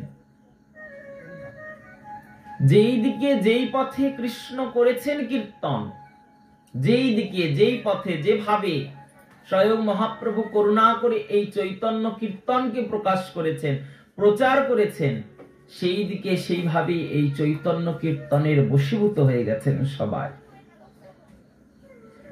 আনন্দে ভক্তি দিতে লোকগীতি শিখাইলেন অতি, নিত্য ভক্তি প্রকাশিলেন চৈতন্যের এই গীতি।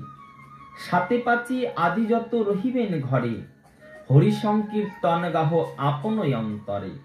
সাথে পাচি মিলি নিজ দাঁড়িতে বসিয়া, কীর্তন করিবে সদা হাতে তালি দিয়া। মহাপ্রভুর বিধি নির্দেশ, যারাই থাকো সবাই মিলে বসে বসে মহাপ্রভুর এই বিধেয় হরিনামকে আশ্রয় করো। কেন? বললেন কৃষ্ণ ভক্তির গন্ধহীন বিষয় ব্যবহার, আনন্দিত সংসারে সব আশ্চর্য অপার। এই জগৎটা কেমন হয়েছে? বলে কৃষ্ণ ভক্তির গন্ধহীন। জগতে কৃষ্ণ ভক্তির কোনো গন্ধ নেই। মহাপ্রভু প্রকটিয়া, বলেন প্রকটিয়া প্রভু দেখিলেন সকল সংসার। সমস্ত সংসারে প্রকট হয়ে প্রভু দেখলেন এই সংসারে কৃষ্ণ ভক্তির কোনো গন্ধ নেই। তো কৃষ্ণ ভক্তির গন্ধটা কি করে আসবে? মহাপ্রভু সেই ভক্তির গন্ধ দিতে গোলকের অধরা প্রেম ধনকে ভুলোকে অবতারণ করালেন, অনন্য ভক্তি দিয়ে জীবের চিত্ত মনকে মার্জন করালেন।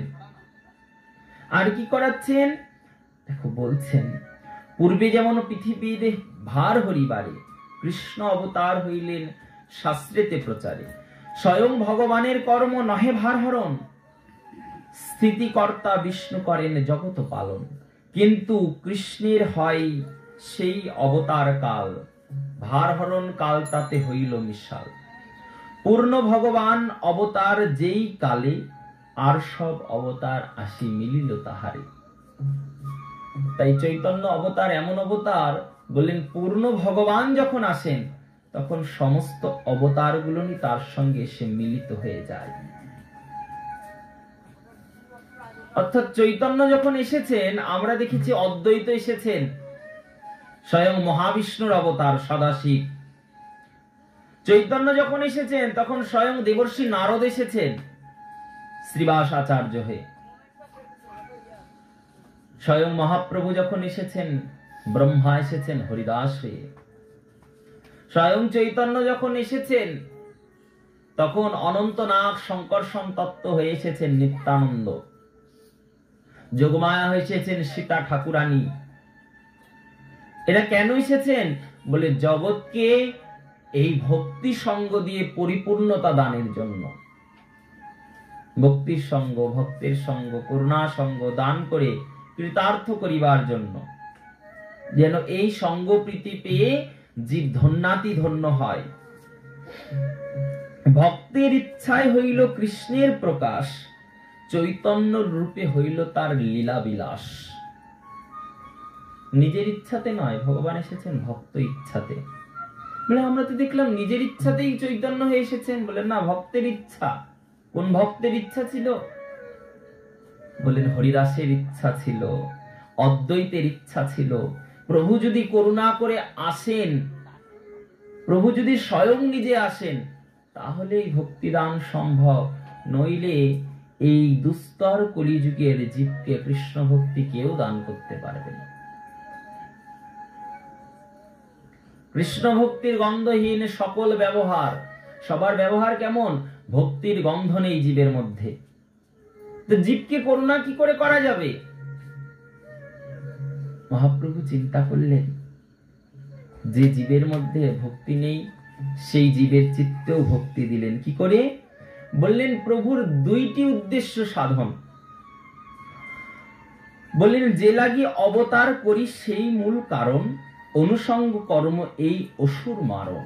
ভগবানের পাপিতাপকে উদ্ধার, এটা তো আনুষঙ্গিক কার্য। মুখ্য কার্য কি? বললেন প্রেম রস নির্যাস করিতে আস্বাদন, আর রাগ মার্গে ভক্তিযোগ করিতে প্রচারণ। প্রেম রসের নির্যাস আর রাগ মার্গে ভক্তি, অর্থাৎ বিধি মার্গকে উঠিয়ে দিলেন, দিয়ে কলিযুগে চৈতন্য অবতারে আর রাগ মার্গ, অনুরাগের মার্গ, অনুরাগের সহিত যারা কৃষ্ণ ভজন করবে। তাই বললেন প্রেম রস নির্যাস করিতে আস্বাদন, আর রাগ মার্গে ভক্তি লোক করিতে প্রচারণ। এই দুইটি মুখ্য উদ্দেশ্য। আমি রাগানুগা ভক্তি জগৎজীবকে দেব, যে আমাকে অনুরাগের সহিত ভজন করো, আর এই ভক্তির প্রেমরস নির্যাসটাকে আস্বাদন করিব। তাই বলেন রসিক শেখর কৃষ্ণ পরম করুণ, এই দুই হেতু হইতে ইচ্ছায় উদ্গম। তো রসিক শেখর কৃষ্ণ এসেছেন এই দুই হেতু পালনের জন্য, এই দুই কারণ সিদ্ধের জন্য। আর অন্য কোনো ইচ্ছা ছিল না। নিজে সেই ভক্তি শেখানোর জন্য, নিজে সে প্রীতি দানের জন্যই তিনি বারংবার এই ধরাভূমিতে এসেছেন। নিত্য কৃষ্ণ অবতারই এই প্রকাশ হয়। ঐশ্বর্য জ্ঞানেতে সমস্ত জগৎ মিশ্রিত, ঐশ্বর্য শিথিল প্রেমে নাহি মোর প্রীত। সবাই ভগবানকে ভগবান রূপে পেয়েছে, পূজা করছে দূরে রেখে, সিংহাসনে রেখে, ঊর্ধ্ব আসনে রেখে। কিন্তু চৈতন্য অবতারে ভগবান বললেন যে এত দূরে রেখে ভজন হবে না। ভক্তভাব আশ্রিত করে সমস্ত ভক্তদের সঙ্গে মিশ্রিত হয়ে গেছেন ভগবান। চৈতন্য রূপে নিজেও কৃষ্ণ বলেছেন, ভক্তদেরকেও কৃষ্ণ বলিয়েছেন। আমার ঈশ্বর মানে আপনাকে হীন, তার প্রেমে বশ আমি না হই অধীন। কেমন করুণার অবতার! বললেন যে মহাপ্রভুকে ভগবান মেনে নিজেকে হীন মানবে, বললেন তার বশে ভগবান হবেন না। তো কার বশ হবেন ভগবান? বললেন আমাকে তো যে যে ভক্ত ভজে যেই ভাবে, তার শেষে ভাবে ভজি এই মোর স্বভাবে। আমার স্বভাবটা কেমন? বললেন যে যে ভাব নিয়ে ভজন করে, ভগবান তাকে সেই সেই ভাবে ধরা দেন। তাই বলেন তার প্রেমে বশ আমি না হয় অধীন। তাহলে কার প্রেমে অধীন হবে ভগবান? বলেন আত্মসম জ্ঞান করি যে করেন বিচারণ। অর্থাৎ ভগবানকে নিজের বান্ধব মেনে, ভগবানকে নিজের করুণাবতার মেনে যারা ভগবত ভজন করছেন, চৈতন্যকে প্রেমদাতা পরম দয়াল মেনে ভজন করছেন, শাস্ত্রে বলেন চৈতন্য মহাপ্রভু তাদেরকেই প্রেম দিয়েছেন, তাদেরকেই করুণার কৃপা সিঞ্চন করেছেন। কবিরাজ গোস্বামীপাদ এই বন্দনা করতে বললেন অনুগ্রহায় ভক্তানাং মনুষ্যানাং দেহমাশ্রিতাং ভজতে তাদৃশ কিরা যাশ্রুত্র যাবৎ হরি। ভগবান শ্রীকৃষ্ণ আপ্তকাম হইয়া ভক্তগণের প্রতি অনুগ্রহ প্রকাশের নিমিত্তই মনুষ্য শরীরে ধারণ পূর্বক বিবিধ লীলা বিস্তার করিয়া থাকে।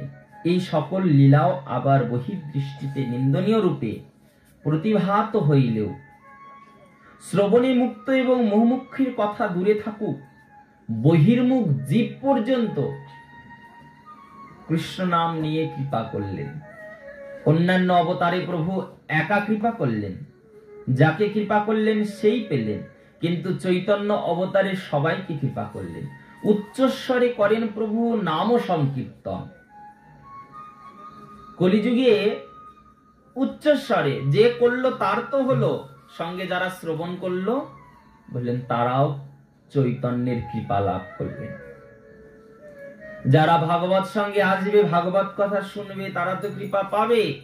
যারা যে স্থানেই থাক, যদি ভাগবত কথা আস্বাদন হয়, শ্রবণ হয়, তাতেও তারা সমান কৃপা পাবে। অনন্ত কৃপা তাদের উপরেও বর্ষণ করবেন ভগবান। ভবেদ ক্রিয়া বিবিধ লিয়াং ইহা কয় কর্তব্য অবশ্য এই অন্যথা প্রত্যব্যয়। এই বাঞ্ছা জয়িছে কৃষ্ণ প্রাকট্য কারণ, অসুর সঙ্গ আনুসঙ্গ প্রয়োজন। এই জন্য মহাপ্রভুর প্রাকট্য, যাতে সবাইকে প্রভু পারত দৃষ্টিতে করুণা দান করতে পারেন, অগাধ অপার চৈতন্য কৃপা দান করতে পারেন। ব্রজের নির্মল রাগ শুনি ভক্তগণ, রাগ মার্গে ভজে যেন ছাড়ি ধর্মার্জন। ধর্ম ছাড়ি রাগে দুই করহি মিলন, কভু মিলে কভু না মিলে দৈবের ঘটন। বলেন রাগ অনুরাগ ছেড়ে দিয়ে শুধুমাত্র দৈবিক ক্রমে, শুধুমাত্র চৈতন্যকে ভজনের জন্য, চৈতন্যকে লাভের জন্য কেউ অবস্থান করেছেন, কেউ গ্রহণ করেছেন, বলেন চৈতন্য মহাপ্রভু অবশ্যই তাকে করুণা করেছেন। তাই বললেন এই নির্মল রাগ প্রিয়া যদি মান করি করে ভৎসন, তাতে যদি কেউ প্রভুকে ভৎসন করে, বলে বেদস্তুতি বলি তারে হয় মোর মন। ভগবানকে কেউ ভৎসন করলেও, নিন্দা করলেও, সেটাও ভগবানের কাছে স্তুতির মতন মধুর। কেউ নিন্দন করেছেন, কেউ অপবাদ দিয়েছেন, কলিযুগে চৈতন্য সবাইকে প্রেম দান করেছেন। কলিযুগে মহাপ্রভু সকলকে করুণা দান করেছেন। অতএব মধুর রস করি তার নাম, সক্রিয়া পরকারের বিবিধ সংস্থান। অনন্ত তটস্থ শক্তি করিতে প্রকাশন, যুগ ধর্ম কাল হইতে কালের মিলন। কোন কারণে যবে হইছে অবতারে মন, এই মতো চৈতন্য অবতার করিলেন গমন। এই মতে শ্রীকৃষ্ণ চৈতন্য পূর্ণ ভগবান, যুগ ধর্ম প্রবর্তন নহে তার কাম। এখানে কবিরাজ গোস্বামীপাদ মঙ্গলাচরণটা প্রথমে করতে গিয়ে বারংবার প্রকাশ করলেন যে আমাদের কাছে পূর্বতভাবে ভগবত তত্ত্ব একজনই ছিলেন, তিনি ছিলেন শ্রীকৃষ্ণ। এতে পুংস কলাবিংশ কৃষ্ণস্তু ভগবান স্বয়ং, যিনি কৃষ্ণের কলারসে পরিপূর্ণ, সেই পূর্ণ ভগবান হলেন শ্রীকৃষ্ণ চৈতন্য। অন্যান্য অবতারে বলেন তার কলারস অর্থাৎ অংশ। এগুলো কোথা থেকে এসেছেন? শাস্ত্রী বলেন মহাবিষ্ণুর থেকে সমস্ত অবতার হয়েছেন। যা আছে বরাহ, নৃসিংহ, মৎস্য, কুর্ম, রাম, পরশুরাম, এগুলো মহাবিষ্ণুর থেকে অবতার হয়েছেন কৃষ্ণের। কিন্তু চৈতন্য অবতার, কৃষ্ণ অবতার বলেন স্বয়ং কৃষ্ণের প্রকাশ। এই অবতারগুলো আর অবতার নয়, এগুলো স্বয়ং কৃষ্ণের নিত্য প্রকাশ। যেই প্রকাশে কৃষ্ণ জগৎকে করুণা করার জন্য, জগৎ জীবকে কৃপা করার জন্য নিজে পূর্ণ শক্তি ধারণ করেছেন করুণার জগতে। তাই বললেন এই মতো কৃপা যেবা করেছেন গ্রহণ। নিত্য ভক্তি, চারি ভক্তি, চতুর্বিধ জ্ঞান, সব ভক্তি দিয়া প্রভু করিলেন অমৃত সমান। এই মতো ভক্তি প্রভু করিলেন বিতরণ, ব্রজবধূ গণের ভক্তি নিরবধি মন। রাধাকৃষ্ণ এই আত্মা দুই দেহ ধরি, যবে অনন্য বিলাসে রস আস্বাদন করি। এই দুই এবে চৈতন্য গোসাই, রস আস্বাদিতে দোহে হইলেন এক ঠাই। কবিরাজ গোস্বামী পাদ বন্দনা করলেন। দাপরে রাধা কৃষ্ণকে পেয়েছি, কিন্তু আমরা জানি যে রাধা সেই কৃষ্ণ। রাধা আর কৃষ্ণে কোনো ভেদ নেই। কৃষ্ণেরই বাম অংশ ভূতা শ্রী রাধিকা, অর্থাৎ রাধা কৃষ্ণে কোনো ভেদ নেই। কিন্তু কলিযুগে এই দুই তত্ত্বকে এক ঠাই করেছেন, একত্রিত করেছেন। তাই বললেন এই দুই এবে এক চৈতন্য গোসাই, রস আস্বাদিতে দোহে হলেন একঠাই। ভক্তিরস আস্বাদনের জন্য স্বয়ং ভগবান রাধা কৃষ্ণ মিলিত তনু হয়ে দুজনে এক ঠাই হইলেন, একত্রিত হলেন, দুহে হইলেন একঠাই। ইথি লাগি আগে করি তাহার বিবরণ, যাহা হইতে হয় গৌরের মহিমা কথন। রাধিকা হয়েন কৃষ্ণের প্রণব বিকার, স্বরূপ শক্তি লাদিনী যার যাহার। লাদিনী করায় কৃষ্ণের আনন্দ আস্বাদন, লাদিনীর দ্বারাই হয় ভক্তের পোষণ। ভগবানের লাদিনী শক্তির প্রকাশ শ্রী রাধিকা। তো ভক্তদেরকে কৃপা করেন কোন শক্তির দ্বারা? ভগবান বলেন এই লাদিনী শক্তির দ্বারা। চিৎ শক্তির দ্বারা চেতনা দিয়েছেন, আনন্দ শক্তির দ্বারা ভগবান লীলা বিস্তার করেছেন, লাদিনী শক্তির দ্বারা ভগবান ভক্তদের ভরণ পোষণ করেছেন, ভক্তদের পালন করেছেন এই লাদিনী শক্তি দান করে। তাই লাদিনী শক্তির দ্বারা করিলেন তাহার পোষণ। সচ্চিদানন্দ পূর্ণ কৃষ্ণের স্বরূপ, একই সচ্চিৎ শক্তি তারই তিন রূপ।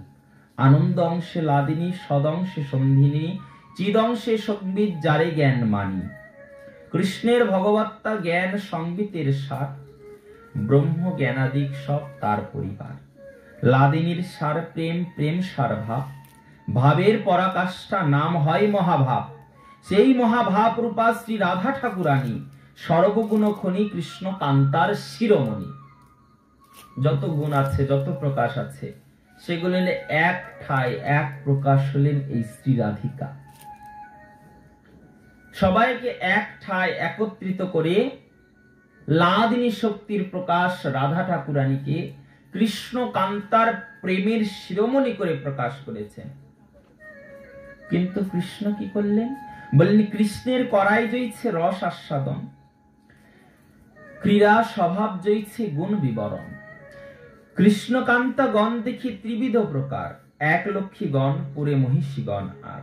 ব্রজাঙ্গনা রূপ আর কান্তা গণ সার, শ্রী রাধিকা হইতে কান্তা গণের বিস্তার। ভগবানের আবার ত্রিবিধ পাঠরানী রয়েছেন। একটা কারা? বলে একটা হলো লক্ষ্মীগণ, লক্ষ্মী, সীতা, এদেরকে যে বিবিধ অবতারে দেখেছ, এরা এক গণ। দ্বিতীয় গণ হলেন ভগবানের মহিষীগণ, যাদের সঙ্গে বিবাহ সূত্রে সম্বন্ধিত ভগবান।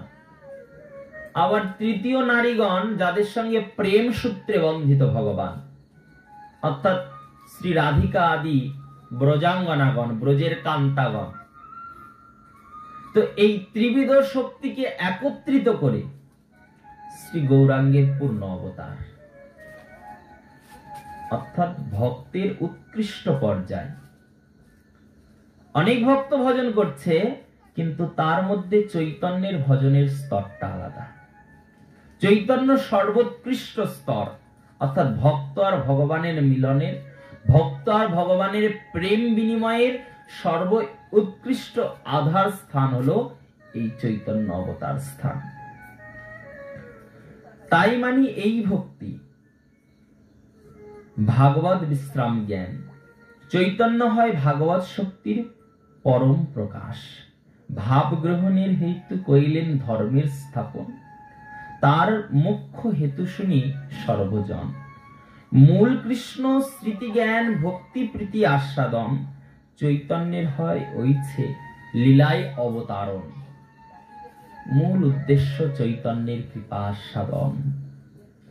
মূল কৃপা ছিল চৈতন্যের জগজ্জীবকে করুণা বন্টন, জগজ্জীব যেন সেই করুণা লাভ করে, এই করুণা বন্টন। আর কি? কৃপার সার গ্রহণ। কৃষ্ণেস্তু ভক্তি সিদ্ধ, ভক্তি নিত্য পায়, এই ভক্তি জিয়ে জীব জগৎকে তরায়। প্রেম ভক্তি ভাবিত যার চিত্তে, চিত্ত ইন্দ্রিয় কায়, কৃষ্ণ নিজ শক্তি রাধা ক্রীড়ার সহায়। আকার স্বরূপ ভেদে আর যতগণ, সবারে বন্দেন কৃষ্ণ হইয়া সেই জন। দেবী কহি দোতামানাস পরমা সুন্দরী, কিবা কৃষ্ণ পূজা কিবা স্মৃতি জ্ঞান মানি। কৃষ্ণময়ী কৃষ্ণ যার ভিতর বাহিরে, যাহার যাহা নেত্রে পড়ে তাহা তাহা কৃষ্ণ স্ফুরে। যাই যেমন যেভাবে কৃষ্ণকে দেখেন, কৃষ্ণ তেমন। যার দৃষ্টিতে কৃষ্ণ যেমন প্রকাশ হন, কারো কাছে কৃষ্ণ দয়াল ঈশ্বর ভগবান, কারো দৃষ্টিতে কৃষ্ণ পরম বান্ধব ঈশ্বর প্রধান, কারো দৃষ্টিতে কৃষ্ণ স্বয়ং ঈশ্বর তত্ত্ব, কারো দৃষ্টিতে আবার কৃষ্ণ সংহারক তত্ত্ব, কারো দৃষ্টিতে কৃষ্ণ বান্ধব, তো কারো দৃষ্টিতে কৃষ্ণ হলেন সংহারক। কংস পেয়েছে কৃষ্ণকে, রাবণও পেয়েছে কৃষ্ণকে, কিন্তু কৃষ্ণকে পেলে কি হবে? তারা তো করুণা লাভ করেননি, তাদের হাতে সংহার হয়েছে। ভগবানকে ভগবান রূপে বান্ধব রূপে পাননি, শত্রু রূপে যুদ্ধ করতে হয়েছে। কিন্তু চৈতন্য অবতার বলে উত্তম অবতার, তো এই অবতারের আবার মহিমাটা কেমন জানো? রাম অবতার হয়েছেন রাবণের সঙ্গে শত্রুতা। রামচন্দ্র জীবনে সারা জীবনে রাবণের মুখ দিয়ে রাম নাম জপ করাতে পারেননি। রাবণ মরে গেছে, কিন্তু মুখ দিয়ে রাম নামটা উচ্চারণ করেননি। কংস অবতারে কংস কৃষ্ণের সঙ্গে সংহারক রূপে শত্রুতা স্থাপন করলেন। কৃষ্ণ সারা জীবনে কংসের মুখ দিয়ে কখনো কৃষ্ণ নাম বের করতে পারেনি। কিন্তু চৈতন্য অবতার এত উত্তম, এত শ্রেষ্ঠ, এত সুন্দর, যে যেমন ছিল যেখানে ছিল, চৈতন্য মহাপ্রভু সবার মুখে কৃষ্ণ নাম বের করেছেন, সবার বদনে কৃষ্ণ নাম বলিয়েছেন। কারো ইচ্ছা থাক না থাক, কেউ কৃষ্ণকে ভালোবাসুক কিংবা না বাসুক, কেউ কৃষ্ণকে চাক বা নাই বা চাক, কিন্তু শাস্ত্রে বললেন কেউ যদি কৃষ্ণ এই চৈতন্য অবতারের করুণা গ্রহণ করেছেন, কৃষ্ণ সবার বদনে, মহাপ্রভু সবার বদন দিয়ে কৃষ্ণ নাম বের করেছেন, যেটা কৃষ্ণ অবতারে কৃষ্ণ কংসের মুখ দিয়ে বের করতে পারেনি, রাম অবতারে রাম ও রাবণের মুখ দিয়ে বের করতে পারেনি। কিন্তু মহাপ্রভু তা করুণা করেছেন, সবার বদন দিয়ে অনন্ত কৃষ্ণ নাম জপ করিয়েছেন, সবাই সেই করুণা লাভ করেছেন। তাই বলেন এই বাঞ্ছা, এই বাঞ্ছা আস্বাদন। রাধিকা লইয়া করিলেন রসাদি বিলাস, বাঞ্ছা ভরি আস্বাদিল রসের নির্যাস। কৈশোর বয়স্কাম জগত সফল, রাসাদি লীলাবিলাস তিন হইল সফল। সব বিলাস পূর্ণ করে কৃষ্ণের যবে বাঞ্ছা হয়, রাধিকার আশ্রয় লইয়া কৃষ্ণ জগতে প্রকাশ হয়। এই বাঞ্ছা হইতে হইল প্রেম ভক্তির প্রকাশ। প্রেম ভক্তি শিখাইতে আপনি অবতারী, রাধা ভাব কান্তি দুই অঙ্গীকার করি। শ্রীকৃষ্ণ চৈতন্য রূপে হইলে অবতার, এই মতো করিলেন প্রভু প্রেমের প্রচার। রাধা কৃষ্ণ জয়ছে হয় একই স্বরূপ, লীলারস আস্বাদিতে ধরেছেন দুই রূপ। তাই মৃগমদ যার গন্ধ জয়ছে অবিচ্ছেদ্য, অগ্নি জ্বালাইতে জয়ছে নাহি কভু ভেদ্য।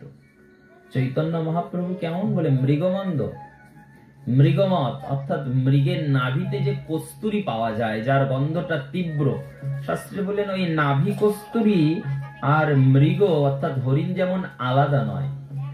অগ্নি কাষ্ঠ প্রজ্বলিত অগ্নি আর ধূম যেমন আলাদা নয়, তেমনি শাস্ত্রে বললেন চৈতন্য আর তার করুণার কৃষ্ণ নাম এটাও আলাদা না। বলে দিলেন যেই নাম সেই কৃষ্ণ ভজ নিষ্ঠা করি। নাম ল, নিষ্ঠার সহিত নাম ভোজন করো, যেই কৃষ্ণ যেই নাম সেই কৃষ্ণ ভজ নিষ্ঠা করি, নিষ্ঠার সহিত ভজন করো। কেন বলেন? তবে নামের সহিত পাবে স্বয়ং শ্রীহরি। তাহলে নামের মধ্যে সেই নামীকে খুঁজে পাবে। নামে যদি ভক্তি নিষ্ঠা প্রীতি থাকে, তাহলে নামের মধ্যে নামী আছে। নাম মহাশক্তিশালী। আর নামে যদি নিষ্ঠা না থাকে, নাম সময় ব্যয়কারী, অর্থাৎ সময় কেটে যাবে কিন্তু নামের মহিমা লাভ হবে না। চৈতন্যের গুণ এমনই অপরিসীম। তাই জগৎ ক্রান্তি হয় সর্বজীবের মোহন, অনন্ত জীবে করিলেন প্রভু প্রেম আস্বাদন। কৃষ্ণ বাঞ্ছা পূর্তিরূপ করে আরাধনে, অতএব রাধিকা নাম পুরাণে ব্যাখ্যানে। অনন্ত সেই কৃষ্ণের মহিমা, অনন্ত যার লীলা, অনন্ত দেব যার বিস্তীর্ণ, না দেয় কভু সীমা। কৃষ্ণের লীলা, কৃষ্ণের গুণ, কৃষ্ণের অবতার শাস্ত্রে বলেন অতীব অনন্ত। নারদ ব্যাসদেব অনন্ত দেব, যার নামকে বর্ণনা করে বন্দনা করেও সীমা দিতে পারেননি, সেই অনন্ত লীলা বিস্তারকারী চৈতন্যের অনন্ত মহিমাকে এই জগতে প্রকাশ করেছেন প্রভু। কৃষ্ণ চৈতন্য স্বরূপ প্রভু সেই প্রকাশ, ভ্রম নাশ চেষ্টা নাশ যাহার বিলাস। চৈতন্যের মাহাত্ম্য বলতে গিয়ে বললেন প্রভু জগতের সব নাশ করলেন, ভ্রম নাশ, মায়া নাশ, নিষ্ঠা নাশ, সবকিছুকে নাশ করে দিলেন।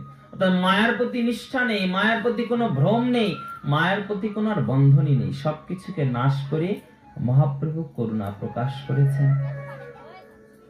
এই রূপ চৈতন্য লীলা হয় জগতের সার। এই তো কহিন প্রথম স্কন্ধে যাহারও মহিমা। প্রথম স্কন্ধতে শুধুমাত্র তার মহিমা মঙ্গলাচরণ করলেন কবিরাজ গোস্বামী পাদ। প্রথম দিন শুধু আমাদেরকে মহিমাটুকুই শুনতে হয়। কেন? চৈতন্য মহিমা কি রূপ, তদরূপ শুধু আস্বাদন করতে হয়। তো মহিমা মাহাত্ম্যপূর্ণ, এটা আস্বাদন শুষ্ক স্বরূপ।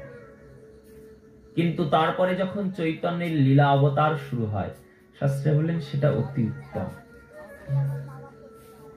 তো চৈতন্যের এতাদৃশ রূপ, চৈতন্য লীলা রস করিছেন আস্বাদন। এইরূপ প্রেমরস ভক্তির অবচ্ছেদন। কৃষ্ণ প্রেমময় তাহা আকারও বিরূপ, কায়মন বাক্যে তাহার হইলেন বিরূপ। বহু ভক্ত বিনা নহে প্রভুর ভক্তির উল্লাস, লীলার সহায় লাগি প্রভু করিলেন এই প্রকাশ। তার মধ্যে যত ভাব আর রস ভেদে, চৈতন্য প্রকাশিলেন লীলা রস আস্বাদিত। এই রূপে অনন্ত ভক্তি অনন্ত রস আস্বাদন করতে চৈতন্য রূপে ভগবান প্রকাশ হলেন জগৎভূমিতে।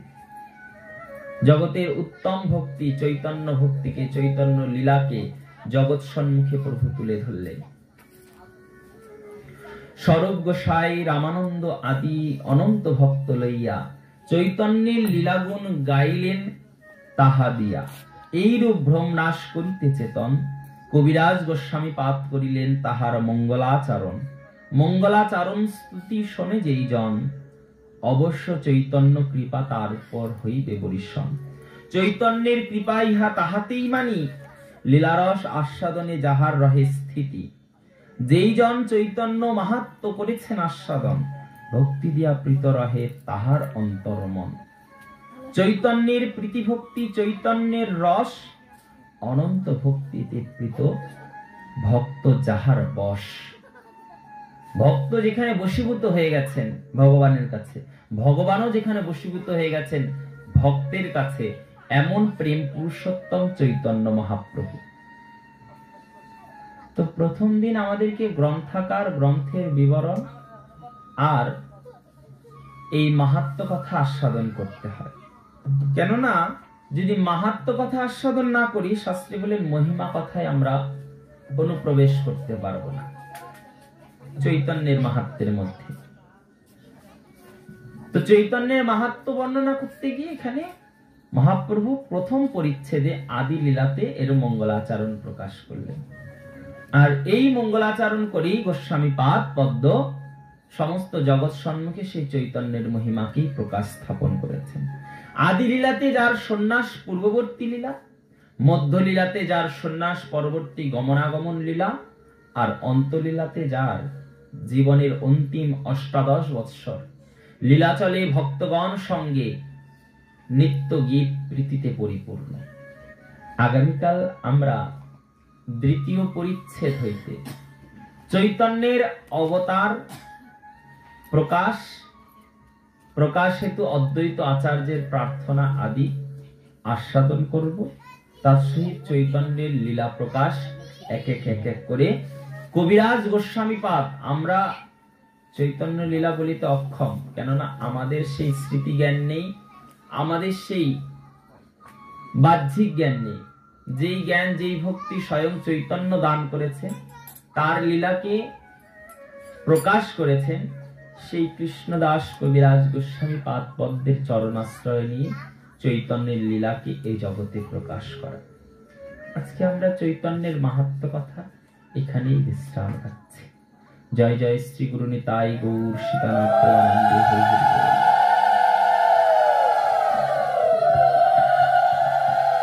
আগামীকাল থেকে আমাদের সময়টা একটু স্থির করে সকলে সময় মতন আসবেন, কেননা ৯টা যখন বেজে যাবে পাঠটা স্বাভাবিকভাবে বিশ্রাম দিতে হবে, কেননা ৯টার সময়টা অনেকটা। ৬টা থেকে পাঠের সময়টা দেওয়া আছে।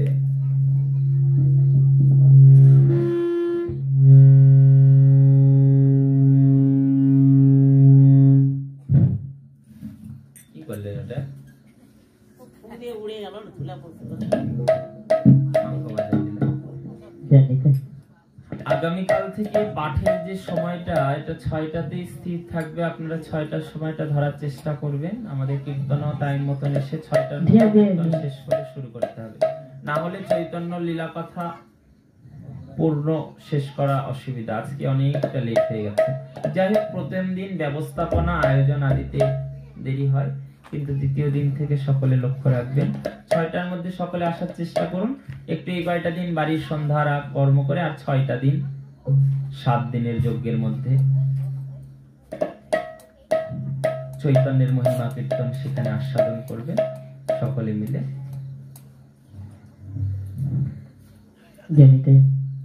এখন আমাদের ভাগবত বিশ্রাম আরতি। ৯টার মধ্যে আরতিটা না দিতে পারলে না আরতির টাইমটা অনেক লেট হয়ে যাবে। নিয়ম ৮টার আগে করার সন্ধ্যা আরতি, কিন্তু তবুও ৯টা একটা টাইম ধার্য।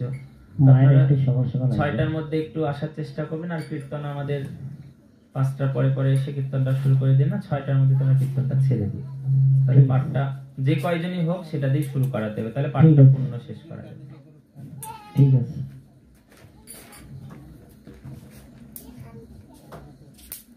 রাধে কৃষ্ণ সাউন্ডটা হচ্ছে না কেন, ভাসিচ্ছে না কেন? আরে ইকো আমার একটা কথা শেষ আর একটা কথা হচ্ছে ইকো হয়েই যাচ্ছে। রাধে জেনিতাই একবারই জেনিতাই আবার জেনিতাই হরে কৃষ্ণ।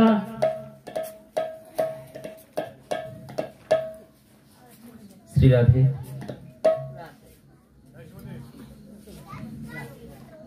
ভোল্টেজের জন্য না কিসের জন্য যায় না, কিন্তু আওয়াজটা বেশ খেলেছে। অন্য জায়গায় যেমন খেলে আওয়াজটা, বেশ গান করে কথা বলে আমরা সে পাঠ করতেও না কেমন ওই দিক থেকে শোনা সামনে দিকে।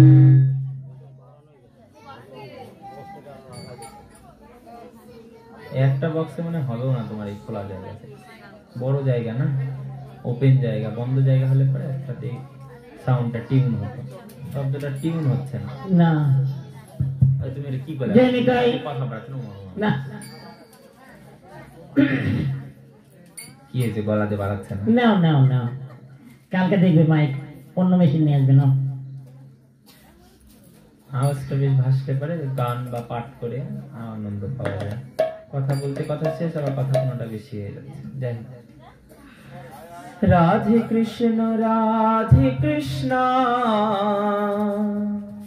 জয় রাধে গোবিন্দ। রাধে কৃষ্ণ জয় রাধে গোবিন্দ। রাধে কৃষ্ণ জয় রাধে গোবিন্দ। রাধে কৃষ্ণ জয় রাধে গোবিন্দ। জয় জয় শ্যাম সুন্দর মদন মোহন বৃন্দাবন চন্দ্র। জয় জয় শ্যাম সুন্দর মদন মোহন বৃন্দাবন চন্দ্র। জয় জয় রাধা রমন রস বিহারী জয় গোকুলানন্দ। জয় জয় রাধা রমন রাজ বিহারী জয় গোকুলানন্দ। রাধে কৃষ্ণ জয় রাধে গোবিন্দ। রাধে কৃষ্ণ জয় রাধে গোবিন্দ। জয় জয় রাধা কান্ত রাধা বিনা জয় রাধে শ্রী গোবিন্দ। জয় জয়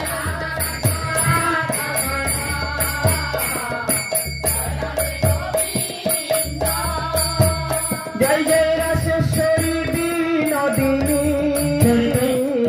ভানুকুল চন্দ্র। জয় জয় রাশেশ্বরী বিনোদিনী ভানুকুল চন্দ্র। রাধে কৃষ্ণ ও জয় রাধে গোবিন্দ। রাধে কৃষ্ণ ও জয় রাধে গোবিন্দ। জয় জয় ললিতা বিশাখায়াদি যত সখী বৃন্দ।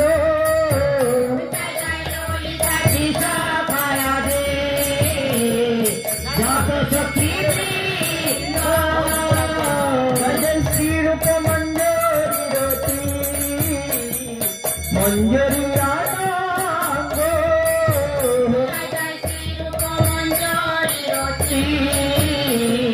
মঞ্জরি আনন্দ। রাধে কৃষ্ণ জয় রাধে গোবিন্দ।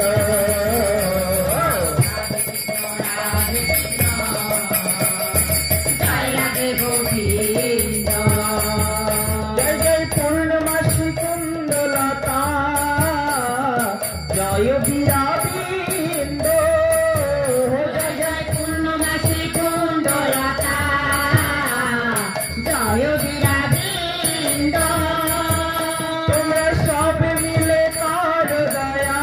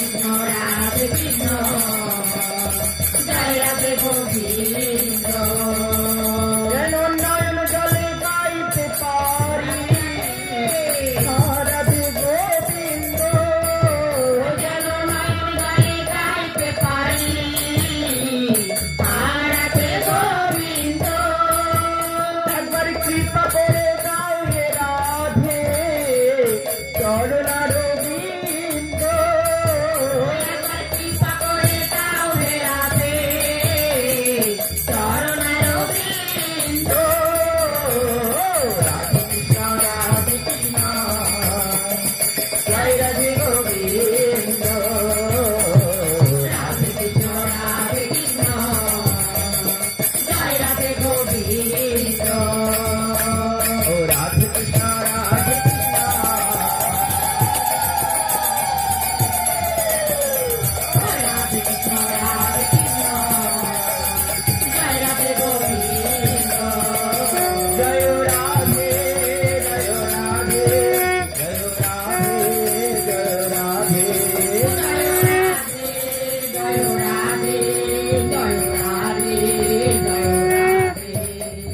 জয় জয় রাধে জয় জয় রাধে বৃন্দাবন বিলাসিনী জয় জয় রাধে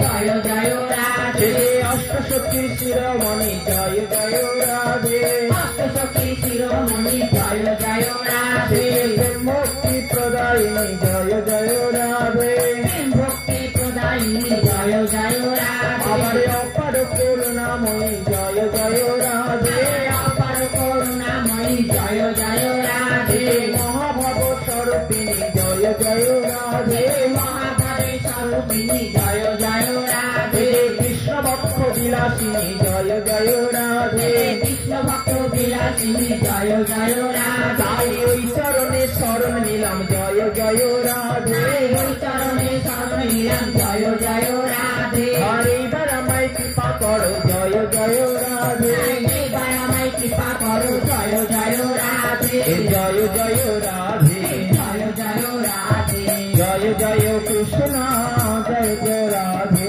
জয় জয় কৃষ্ণ জয় জয় রাধে জয় জয় কৃষ্ণ জয় জয় রাধে জয় জয় কৃষ্ণ জয় জয় রাধে জয় রাধে জয় রাধে জয় রাধে